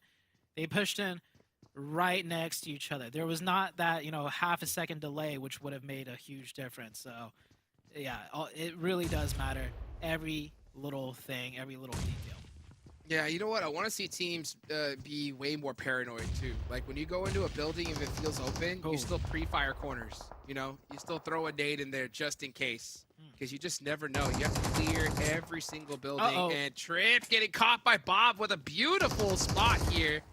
Hops out the window, gets on top of that ledge, and does bust down K19. That's gonna definitely buy his team a little bit of time to get some resets. HH24. He's got that S12K though. Trying to put it to work, and oh my gosh, the Canadian goes from the back. HH just way too focused on the, honestly, in my opinion, the non-threat. He saw where that enemy player was, right? A little bit further away. If that guy was going to become a threat, you would hear the footsteps pushing in. Meanwhile, there's other footsteps way closer, and Canadian Eagles just overwhelmed them from the backside. Beautifully done. Then again, though, Jukes, we can't hear it, but that might have not been a mistake on HH's part. It might have been a comms issue. Maybe people were shouting too much. Like, that's the comms that's a get good flooded, point. and you can't hear the footsteps, you know, coming in right behind you. So like, there's a lot going on behind the scenes. So it's hard for, you know, anyone to really say what the issue is with a certain team. But that circle shift, I tell you what, Jukes, is going to be an issue for a huge majority of these teams, because we're heading all the way to the east. Ooh, and a lot of water in play too, so that's going to definitely reduce the amount of spots in here. I think we're going to see a lot of teams try to take that shoreline right there. That shoreline's actually a pretty good spot. There's a beautiful dip just on the east side of Lumberyard. That is huge, and I think we're seeing Extreme Slayers take that, so that's really big heads-up play. That's the spot I would take if I was in this circle. But yeah, like you said, when it comes to K19, that play is a perfect example, because, you know, that's one that you go back, you do some research, and you're like, hey, all right, you know, I didn't understand. I didn't see. I don't have eyes behind my head. I was focused on this player, right? So what can we? What kind of call out can we do to change this up, right? Who had vision on this player? Did he not call it out? Did he call it out and I didn't listen? You know, like, you have to be able to have an open conversation with your teammates, and that is how you develop. You know, if you just think that, oh, we just got unlucky, then you're not going to develop in this team. You know. At all. Like, you have to be able to figure out every little way that you can get better. Yeah, and the top teams in the world, they look for mistakes that aren't even there, right? So what I mean by that is nitpicking. Like, Yes. you might have won the match, but what if the other team was a little bit better, right? What kind of small mistakes do you feel like you made? There's just so much going on in one game of PUBG Mobile, like, especially since it being a battle royale, that it's like almost endless, the list of things to check off, to improve on, to work on, and etc. Yeah, it's like chess, right? It's like chess. Like, even the top players in the world, they'll win the game, but they'll look back and they'll be like, oh man, if I made a better move, or if I would have moved my queen here 8 positions ago, I would have won so much easier. You know, I risked losing by not seeing that play, you know? So, yeah, you're right. Even in times where they do win, those players, they're saying, hey, you know what? You could have made this comm a little bit clearer. You could have pushed a little bit faster, you know? Yeah. And that's how you end up playing at the highest level. Because I'll tell you what, those teams at the top, that's what they're doing. That's what they're doing, and you're going to need to level up to another level, especially if you're right here in North America, because we need to see a team in PMGC finals. Come on. Speaking of about leveling up, though, it's getting close to that time, Jukes, where some of these teams are going to run out of time to level up, because only the top 16 qualify to the finals in the next stage, and we only have a few days left.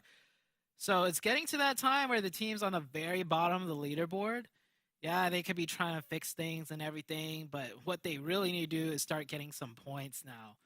So it's going to start getting difficult for them as well. And boy, I have not seen the circle in such a long time, but I remember back in my comp days, this circle would happen all the time. Are you with me on this? I feel like no. This prison circle is really common, so it's not like it's a. But I feel like we haven't seen this in years, though. It's been a while. We haven't seen it yet. A hot minute. I would love to see a prison finish, to be honest. That would be a nice battle. Remember, because I mean, especially if you were, for those of you guys out there that play classics, this is a very common circle in the map. You know what I'm saying? So. But you're right. It's been a while since we've seen it comp-wise, so I'm looking to see which teams I love are looking to make those adjustments. Yeah, you can see SLR. They're going to be chilling mid of prison, so they're hoping it goes right on them. There's the trenches that come in play that had so much like dynamic value because it's like right down in a gully, but it's still so strong, and you have like the high ground all around it. You have Pride Rock involved, and you have the strong compounds on top of the hill. Yeah, this is going to be a really good circle to watch, and it's one we haven't seen yet in this tournament, so I really want to see how these teams play it out. And if Hyper was here, I would already know where they would be, but it's not in Hyper. It's Puppeteers on top of that hill right now, so we'll see what Puppeteers can do with that high ground if they can maintain and hold it. That's one of those high grounds where a split really works out. You know what I'm saying? The if perfect held split. correctly. Yeah, if held correctly, that's a good one. It's really right? hard. It's really hard to hold. It's not easy, but if you have the right team synergy and the right communication, you can definitely control so much of that high ground. So it looks like they're going to take the top of prison right here, using that big rock as an advantage. So let's see if they're able to hold it, just like the way we would see Hyper hold it. But that's, again, easier said rather than done. Let's take a look here at the rest of the teams. You got Wall Street Bets, one of the main teams that are outside of the circle, pushing in from the south. Looking at the rest of the team, yeah, I mean, it's crazy to see YKG with only one person up here. That's tough. Oh, yeah, we haven't even seen them on screen, and they're down to one. I think it's, I think they need a day they definitely need a day to reset. Yeah. Today they got to have a conversation. They got to have somebody hype them up, put them into another mindset for sure. Yeah. We'll see what they can do with one. Meanwhile, 412 in a very good spot on that northwest. They're most likely going to end up using those trenches I was talking about. And with 412 playing so well, I want to see what they could do with those trenches. Next circle, slowly, ever so surely, the blue zone is closing and the next circle will pop out. And I'm surprised no one's really gotten into fights because I think everyone realizes how important of a zone this shift is going to, or this zone shift is going to be. And now they're going to want to use all four players to really fight for the positions they want to. Puppeteers, they have a lot of work ahead of them. There's going to be like 3 teams looking to take their position over. Oh, yes, they are. And they're going to be coming in hot. So let's see if they're able to defend it. And right now, we're going to take a look at Speedfire on the rotation. Ooh, that US is starting to smoke up, so they got to be a little bit careful here. Are they going to do the pickup? No. They say, you know what? Forget you, man. You should have been in my vehicle a long time ago. They need to secure this position. Keep going. Pedal to the metal. Yep. Run to that US and then catch up to us. We need to secure this spot first. And they do secure it. So they have the edge of the circle. I would have liked for them to push up just a little bit further, perhaps to that tree where Jimmy's running to. But maybe they say, you know what? Let's pull up beforehand, run up to it. But if there was a team there, he's getting knocked. You know what I'm saying? Yeah. So that's why I was like, I don't know. It's little, we're talking about nitpicking, right? Little nitpicking. You know, it's little things like that you got to kind of like predict and make adjustments for. Robert on top of the roof, hanging outside of the next zone.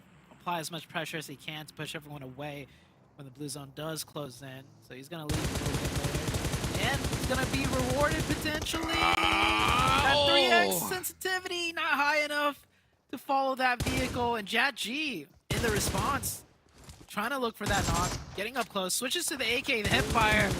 BOPE, DBS is just better. DBS is just better, and that's one of those positions where, you know, hey, sometimes the push isn't necessarily best, you know? Sometimes it's better to just kind of hold back, put some shots, you know, rethink some things, but you know what? Each their own. PASSIONFRUIT holding it down right here, just north of Mansion. So they're going to have this spot very well held. Not having to worry about a thing for now, as the zone is going to start closing here in the next minute and a half. So let's see. Yeah, nice little finish on the MEZEXIS as well. So that was actually, yeah, SLR putting in some big work out of them. Oh, well, uh-oh, butterfly effect and Speedfire. Speedfire stuck in the shack. They definitely have the disadvantage. Yeah, and they're gone. Man, and that's such a, like, just terrible situation, right? You don't have anywhere to play in the zone, and you have 3 players up. There's a shack open. It's in the zone. It's hard cover. But you fall for the trap of going in there, and then another team just easily taking you out. It's a bait. It's a trap. Those shacks, they're not good for you. Even if it's in the zone, even if it's hard cover. 100%. Oh, it's always so difficult. It's always so difficult to figure out what the right play is in those particular situations. And yeah, that shack is definitely not the spot you want to hold. Let's see how BULUC CHABTAN's going to handle this against Extreme Slayers. Well, Extreme Slayers, I see them driving around. In my opinion, this is a little bit too much. You know what I'm saying? I think they're trying to scout out just a little bit more than what they should, but you never know. Sometimes more information could help out, but it is risky. We can see some shots coming out from either way. Remix is trying to find out what the next position is. Are we going to have a prison finish? That's what I want to see. Come on. So go on to prison. Make it happen. To the west. To the west. To the left. To the west. And nope. It doesn't. Ouch. Okay. This is still nice though, because that's a huge, giant sloping hill with some divots. So it may not look like there's anywhere to play in, but teams, I mean, when you're down to 1 left, 2 left, you'll find some spots in there. You'll make it happen. BULUC and Extreme Slayers doing some fast and furious out here in the cars, and now finally the guns are ringing out.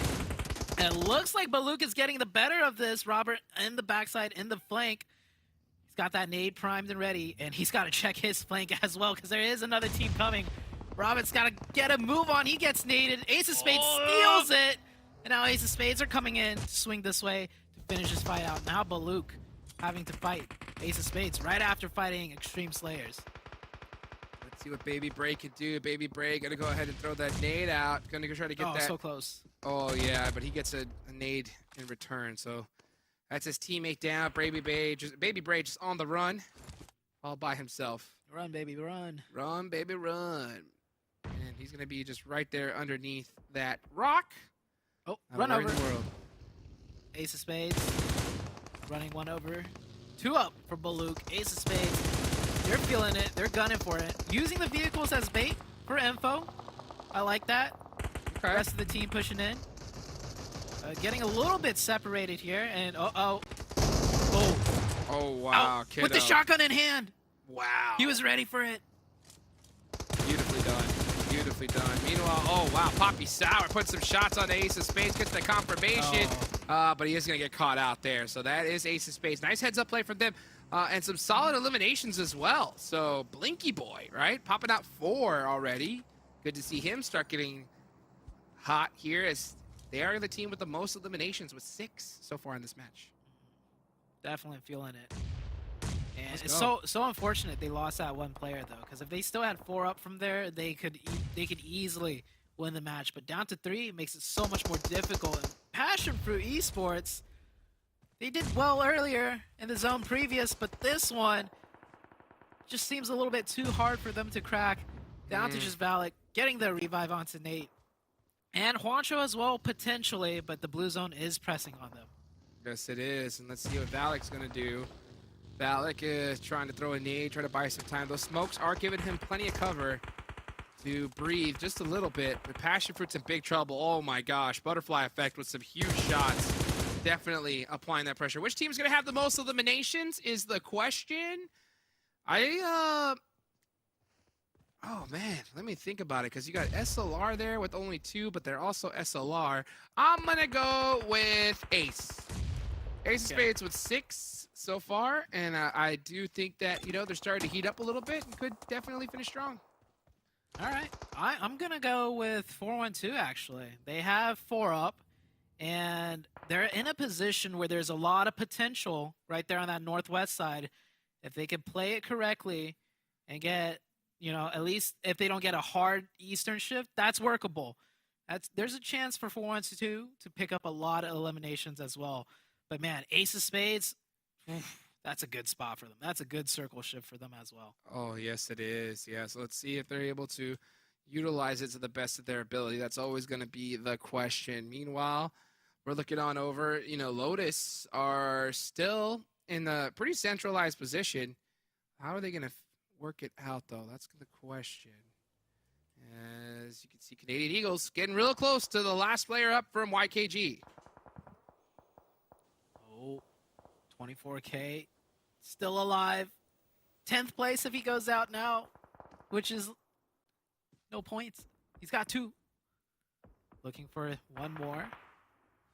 Quinn also crawling over. Oh, he spots him, and that's done. 24K is Just out. like that, out of there.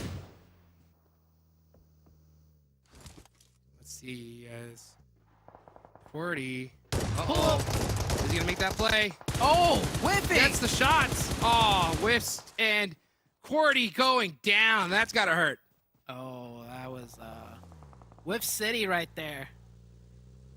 Yeah, you gotta hit those. You got to hit those. I think he shot off like 3, 4, but here comes 412, the team I was talking about. If they could play this out correctly, this could be a huge game for them. We already saw them with 19. Cameron in 7 thinks the same, but Gunpain goes down, and Thurston. Oh no. Oh, that's gotta hurt. Is it too late to switch my pick? Nope. Nope. Actually, yes, it is too late to switch. That's what you get. And let's see how this is going to end up turning out. Well, 412 now, yeah, severely under pressure. You got Puppeteers looking straight at him. But they have been really popping off and getting out of these situations. They did lose that one player, so they were not able to get that res off. That's got to hurt. Let's see how the rest of the team handles it. Oh, 3-way party at the shack. Quinn goes down. So butterfly effect and excuse just hanging out together here. You always talk about sometimes you want to have neighbors. I guess this is what you're talking about. Now, no longer neighbors. Sorry, that was just too funny to see from me, Jukes. They were both hanging outside of the shack together, and Canadian Eagles pulls up and gets instantly destroyed. Here comes the rest of Butterfly Effect, though. Jason goes down. Chronix putting in work. Wow, Chronix. Chronix has been a great player to go ahead and just pick up some nice little points for his squad. He does go down right there, but I'll tell you what, when it comes to excuse, that's the player I always look to see to soak up some nice points. And 412 is still alive, right? Yeah, and, you know, SLR, annoying Puppeteers, is going to give 412 a little breath of fresh air here. Dong going to throw out some smokes. I don't like those smokes. I think those are a little bit too defensive. They've completely eliminated his sight lines. And he's not able to help his teammates. So in those positions, I want to see him throw smokes much further downrange. Ooh, SLR on the backside. So 412 just being sandwiched on all sides. Luckily for them, they catch a little bit of a break in the form of the circle shifting there. And Puppeteers and SLR, if those smokes go away, they could be shooting at each other. And 412 could stay alive if they could just keep their heads down long enough and survive the onslaught of nades. Here, 412 just trying to hold it down. 3 eliminations so far. Trying to soak up some more. This is a tough one to hold down. There's so many teams at different angles, so you really have to watch your body positioning. If you just peek out a little bit too far to one side of a tree, you're going to go down. There we go. Yeah, Long finding that one. Is Dong alive? Which I get. Dong is up. You think Long's going to knock Dong here? Dong is always getting knocked by Long. I'll tell you that right now. Yeah. And but it looks like Blinky Bait's going to be the person to get a couple shots on the Dong. Meanwhile, Ace of Spades putting some work onto Mumbai. Actually, Mumbai putting some work onto them. Here they go on the push. Now looking to push. That's really, I like this push. That's I like fast. this. It is aggressive, but you know what? Especially when you realize the team that you're going up against, this is the way to do it right here. And Blinky Bay might even just go for a run over. Nope, jumps out. Oh, Long, what are you doing, buddy? That is not the play. Instantly popped out. Wow. I want to see more of that. What Ace of Spades just did. So many teams get that knock and they don't go aggressive, but that was a perfect way to go aggressive. The car for the bait and the follow-up on foot. Ace of Spades putting in work right now, Jukes, and they still have 3 up. They're going to be able to get that revive. They could win this match. Let's see if they're going to be able to win this match indeed. Ace of Spades have that low ground, and Lotus is completely smoked out, so they have no sight lines. They could definitely win this match, especially with Dong up on top looking right at Lotus. So Lotus is pinched, and it could have... Oh, yep, here come the shots as Dong looking to soak up as many points as he can. Garrett, how did they not realize that there's still one player behind him? Dong says, I'm going to stick up. Oh, he's out of ammo? He's out of ammunition. Yeah. Oh, okay, but okay, he survived. I thought Top I thought he was completely out. Yeah, but he's top 2 now. And the mini, if he could get this knock. That was crazy. That was crazy to watch. Ace of Spades get the chicken dinner with 10 eliminations. Looking good. Oh man, I should have stuck with Ace. That was my first pick, and then I changed it to 412 because I talked about them earlier. But Ace of Spades, man, that was very well done from Ace of Spades. That aggression at the very end caught me by surprise. I thought they would have just played it a little bit slower because they were in zone. They didn't have to push. They didn't have to swing like that. But that was the game-winning play, and they went for it. And 12 eliminations. Very well done. Very well done from Ace of Spades. So a nice finish for them. I love to see some different teams putting up some points on the board. And Ace is one of those that they're that hot and cold team, right? They have some really good, solid games, and then they have some games where they go out really early. So it's good to see them finish strong right here. Drago, wow, Canadian Eagles. Most eliminations with 5, and the highest damage as well. So it's good to see him pop off. Yeah, Drago has actually been kind of hanging in there as far as the I think top damage goes for the first 3 games or so. So he's doing a lot of work for the Canadian Eagles because overall as a team, I don't think the Canadian Eagles has really popped off, but Drago just doing as much as he can. There you go, hitting that AOT pose. I see him, I see you, bro. All right, guys, well, you know what? That's going to be it for us. Of course, don't go anywhere. We got to hear, of course, how Seven and Cameron break it all down. Don't go anywhere. We're going to be right back.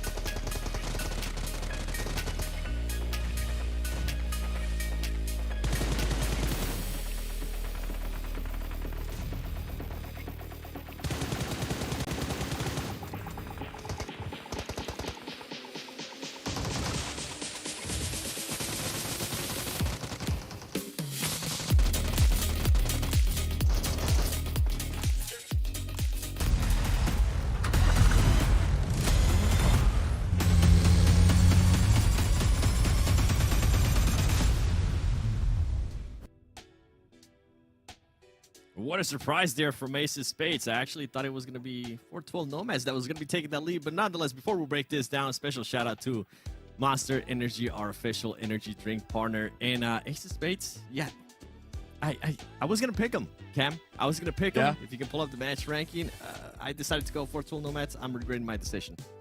And I'm pretty sure Sute is too. Yeah. This part of the map is really hard to predict, I'll be honest. It's on a slant, it's a hill, it's got a couple of trees, but it is so flat that you really just have to go for maneuvers like you saw Ace of Spades do at the end, which is the very aggressive send. You really can't play around terrain and try and go for sort of like, you can't play chess. You got to play checkers. You just got to go for swings. You got to get those crossfires set up because that's the only thing that's going to win you the game. And so 12 elimination points with the win. Ace of Spades coming out very, very well. But here were a lot of teams, a couple of which that towards the bottom of the leaderboard, even though most of them were single digit point grab from this round, really well needed for teams like Puppeteers, like Canadian Eagles, like Butterfly Effect. Yeah, I mean, I feel like right off the bat, Butterfly Effect with those 8 points. Before that, they only had 10 points. I'm glad that they're able to at least get something right. And with Canadian Eagles, I'm glad you mentioned it too, because it was Drago. I think we saw them there, him there with the most elements too for this match, which is good to see considering that this team had an awful day up to that point. For Total Nomads, I mean, I was kind of riding the wave that they've been able to provide for us with just surprising performances over and over again. They do end up with 6 points, but I kind of want to go towards the second page here, because now, all jokes aside, with what we've been saying about the PMGC points, obviously there's no way, at least in my mind, that YKG is going to be able to reach it. I've been kind of joking about the hot drops because of the entertainment factor, but at this point, 2 days in, there's no more excuses that the player that you wanted it to be here, Fierce, is actually here, so you can't use that excuse anymore. And for YKG, I feel like with the day off that we're gonna have tomorrow coming in on Friday, I want to see the YKG from phase 1. Yeah, there are a couple of teams that are gonna have to use this next day off as a way to have like a hard reset. Looking at PASSIONFRUIT as well, we were expecting that, you know, granted they sort of let us down where they didn't come out swinging on day 1, but then they're still, you know what, they still usually have a positive trajectory over the course of the week, and we saw a little bit of that today, but still not enough to make us think of what we saw from them in phase 2. So, and then that's not even to mention the lead that NHyper have. It's first to second place. We were looking at the, I don't know what the overalls look right now after that match, but just the lead that they have right now already is so extreme that this really is just becoming, this whole league is becoming NHyper and friends. Look at that. Well, how many? You were wondering. There you go. That's 42 points. 42-point lead over second place. 8 matches. That's over 5 points per game. That is a higher lead over second place than they had throughout the entirety of week 2. NHyper are only getting more dominant as we play through this season. Which I am completely fine with that. NHyper, if you want to win this week by 120 points, if you want to outdo yourself, go for it. Because as I was reading chat during that last match, everybody was saying, okay, NHyper might actually win America. So NHyper is starting to give hope to NA. I just want to continue to see that consistency. And this is what I was talking about. Like, I'm happy that there is a team that's currently performing like this. I'm happy that it's not just happening in one day. It's not just happening in one phase. It's continuing to happen in now 2 phases. Obviously, we can't really put NHyper there in the phase 1. Even though they did perform well, they weren't that dominant team. So far, they have been the dominant team. And what I'm actually surprised at seeing here, if we keep going down the list, now we're starting to see some different names, right? Obviously, 412 Nomads, this first 2 days of phase 3, they've been performing really, really well. MEZEXIS, somehow with the chicken dinners that they've been able to get, currently maintaining themselves there within the top. And we're starting to see teams, different teams there towards the top. And now we go towards the second page, and some teams that we're used to seeing there towards the top are now starting to find themselves here. And what I'm thinking about is Canadian Eagles, Ace of Spades too, even though they just got a chicken dinner. Yeah. Ace of Spades, I could see being around this position, usually that like 8-12. Same with Canadian Eagles. I think they're a good team, so I wouldn't be surprised if they could sort of like make it up to like 6, let's say. But this isn't so far out of the range of expectation for them. It's K19 that I think should be a bit higher. It's definitely PASSIONFRUIT that I was hoping, can't say expect because they are still a new team, remember, but hoping to be higher. YKG, that has to be the big one. I know it feels like we're harping on them, but to go from first place in spring, first place in week 1 of fall, down to 18th place in phase 3, week 3 of fall, this is, I don't think we've seen such a dramatic drop. Yeah, I'm trying to think here. I'm with you. I don't think we have seen a dramatic drop like that, right? And I kind of mentioned it earlier. Phase 2, they had the excuse that one player was missing that they were used to. Isija had to come in. That's not the excuse now. Yeah. But they are going to have that day off. And I won't be writing them off until I see what they do maybe in the next couple of days, what they do on Friday and what they do on Saturday, because that's when you can see what champions are like, right? How they're able to bounce back when you are down. And right now, if we're going to be put it in a nice way, YKG is down pretty bad, at least from what we've been able to see, all jokes aside. Maybe they'll be able to improve. The problem is that they're not losing fights like in the mid game. The problem is that they don't even really get into the game itself. That's like where the real issue for me comes by. I don't like, if they were to have really good early game, good macros, they know where they need to position themselves, they know how to rotate, they can play around the zone, they can play around what the other teams are doing, but you know, they just lose a gunfight. Like that's, you know, it's still underperforming, but it's, you know, you can understand that they're still in the game, right? It feels like they honestly, this is gonna be mean. Sounds like it looks like they're just chickens with their heads cut off. They're just running around. Doesn't really have, like, nothing's in sync anymore. And I don't know if it's the whole week break that we had, or I guess the 2-week break for Fears, but like some cord, some like connection between this team just broke. And I hope this next day is enough to fix it. Yep. But this is looking like a much bigger break than I think anyone would have expected. I'm with you. You know what? Let me just change myself. I'm going to be hot jukes for a second. Joey, I believe in you, Joey. I think you're going to be able to bounce back out of this. I love when hot jukes does that, and I'm glad I finally got to do it. Now, Joey definitely didn't get MVP for today. I will be shocked, okay? Yesterday, we know who it is. We both said GK first. It Yeah. wasn't. It was kindness. If today GK first is not MVP and it's gotta kindness be. again, I'm going to be salty. It's got to be GK first. Like, come on, we all saw the numbers. We saw those stats. It's got to be. Please, show me who it is. Just show it. We know what it is. Like, there's no drum GK roll. first? There it is. Yes. Let's go, baby. Not a- 2,600. I'm still in hot jukes mode. 2,600 damage, 14 eliminations. Look at that average survival time. You love to see it, and this is, I mean, from the play that we saw earlier in Vikendi too, what he was able to do to Puppeteers, even though he did get a little bit of help from his teammates. Just the way this man is playing right now is exactly what you want, especially for a team that's dominating the way they are. Yeah, like over 600 points of damage per game. Like, what is that, 3.5 eliminations per game? This man's on fire. Yeah. And now I wonder, like, how close is it between him and kindness for like the overall MVP, because we do have a prize pool for that. So we'll have to wait and see. But nonetheless, for everybody currently watching at home, make sure you use that hashtag PMPLNA. Don't forget, tweet at us your most dominant memes in regards to NHyper currently dominating. Don't forget to use the hashtag PMPLNA. And if it is appropriate, maybe we'll show it Friday. Please make it appropriate, because we definitely want to showcase some of you guys' posts on social media.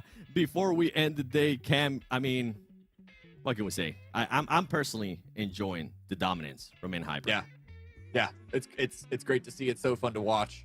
Even when they kind of do a crazy move, Yeah. they get, what did Hot Jukes call it, a heat check? Even when that happens and they go out early, it's still fun to watch, just because you know that the confidence is there, and there's just like a sense of awe that you have to have while watching this team perform. So I'm excited to see them continue this. Let's see if they can't have an even greater lead at the end of phase 3 than they did in phase 2, and just really come in like the raid boss into the Americas Championship. Yeah, and for me, I mean, you just said everything I wanted to say about NHyper. I'm not even going to mention them anymore. I'm going to mention a team that I didn't want to think about, and I didn't want to mention because I didn't want to curse them, but they had such a good day. I feel like I have to. If not, it will be a dishonor for them. Execute. They had such a great day, and they played with such confidence, especially when they decided to take on NHyper during that Aaron go with the insane rotation from north to south, wide rotation to the west. Execute. Please, come Friday. Continue to do that. Continue to do that Saturday. Continue to do that Sunday, because I definitely want to see you in the finals, and you guys have the potential to do that, especially with Trick, what he's been able to do in Casper as well. But nonetheless, ladies and gentlemen, don't forget, we are going to be off tomorrow. We are going to be coming back Friday for the PMPL Fall Split. Thank you so much for hanging out with us. I'm looking forward to seeing those social media posts. And thank you to production. Thank you to Hot Jukes, Sute, this man right here next to me, Cameron Davis. And we'll see you guys Friday.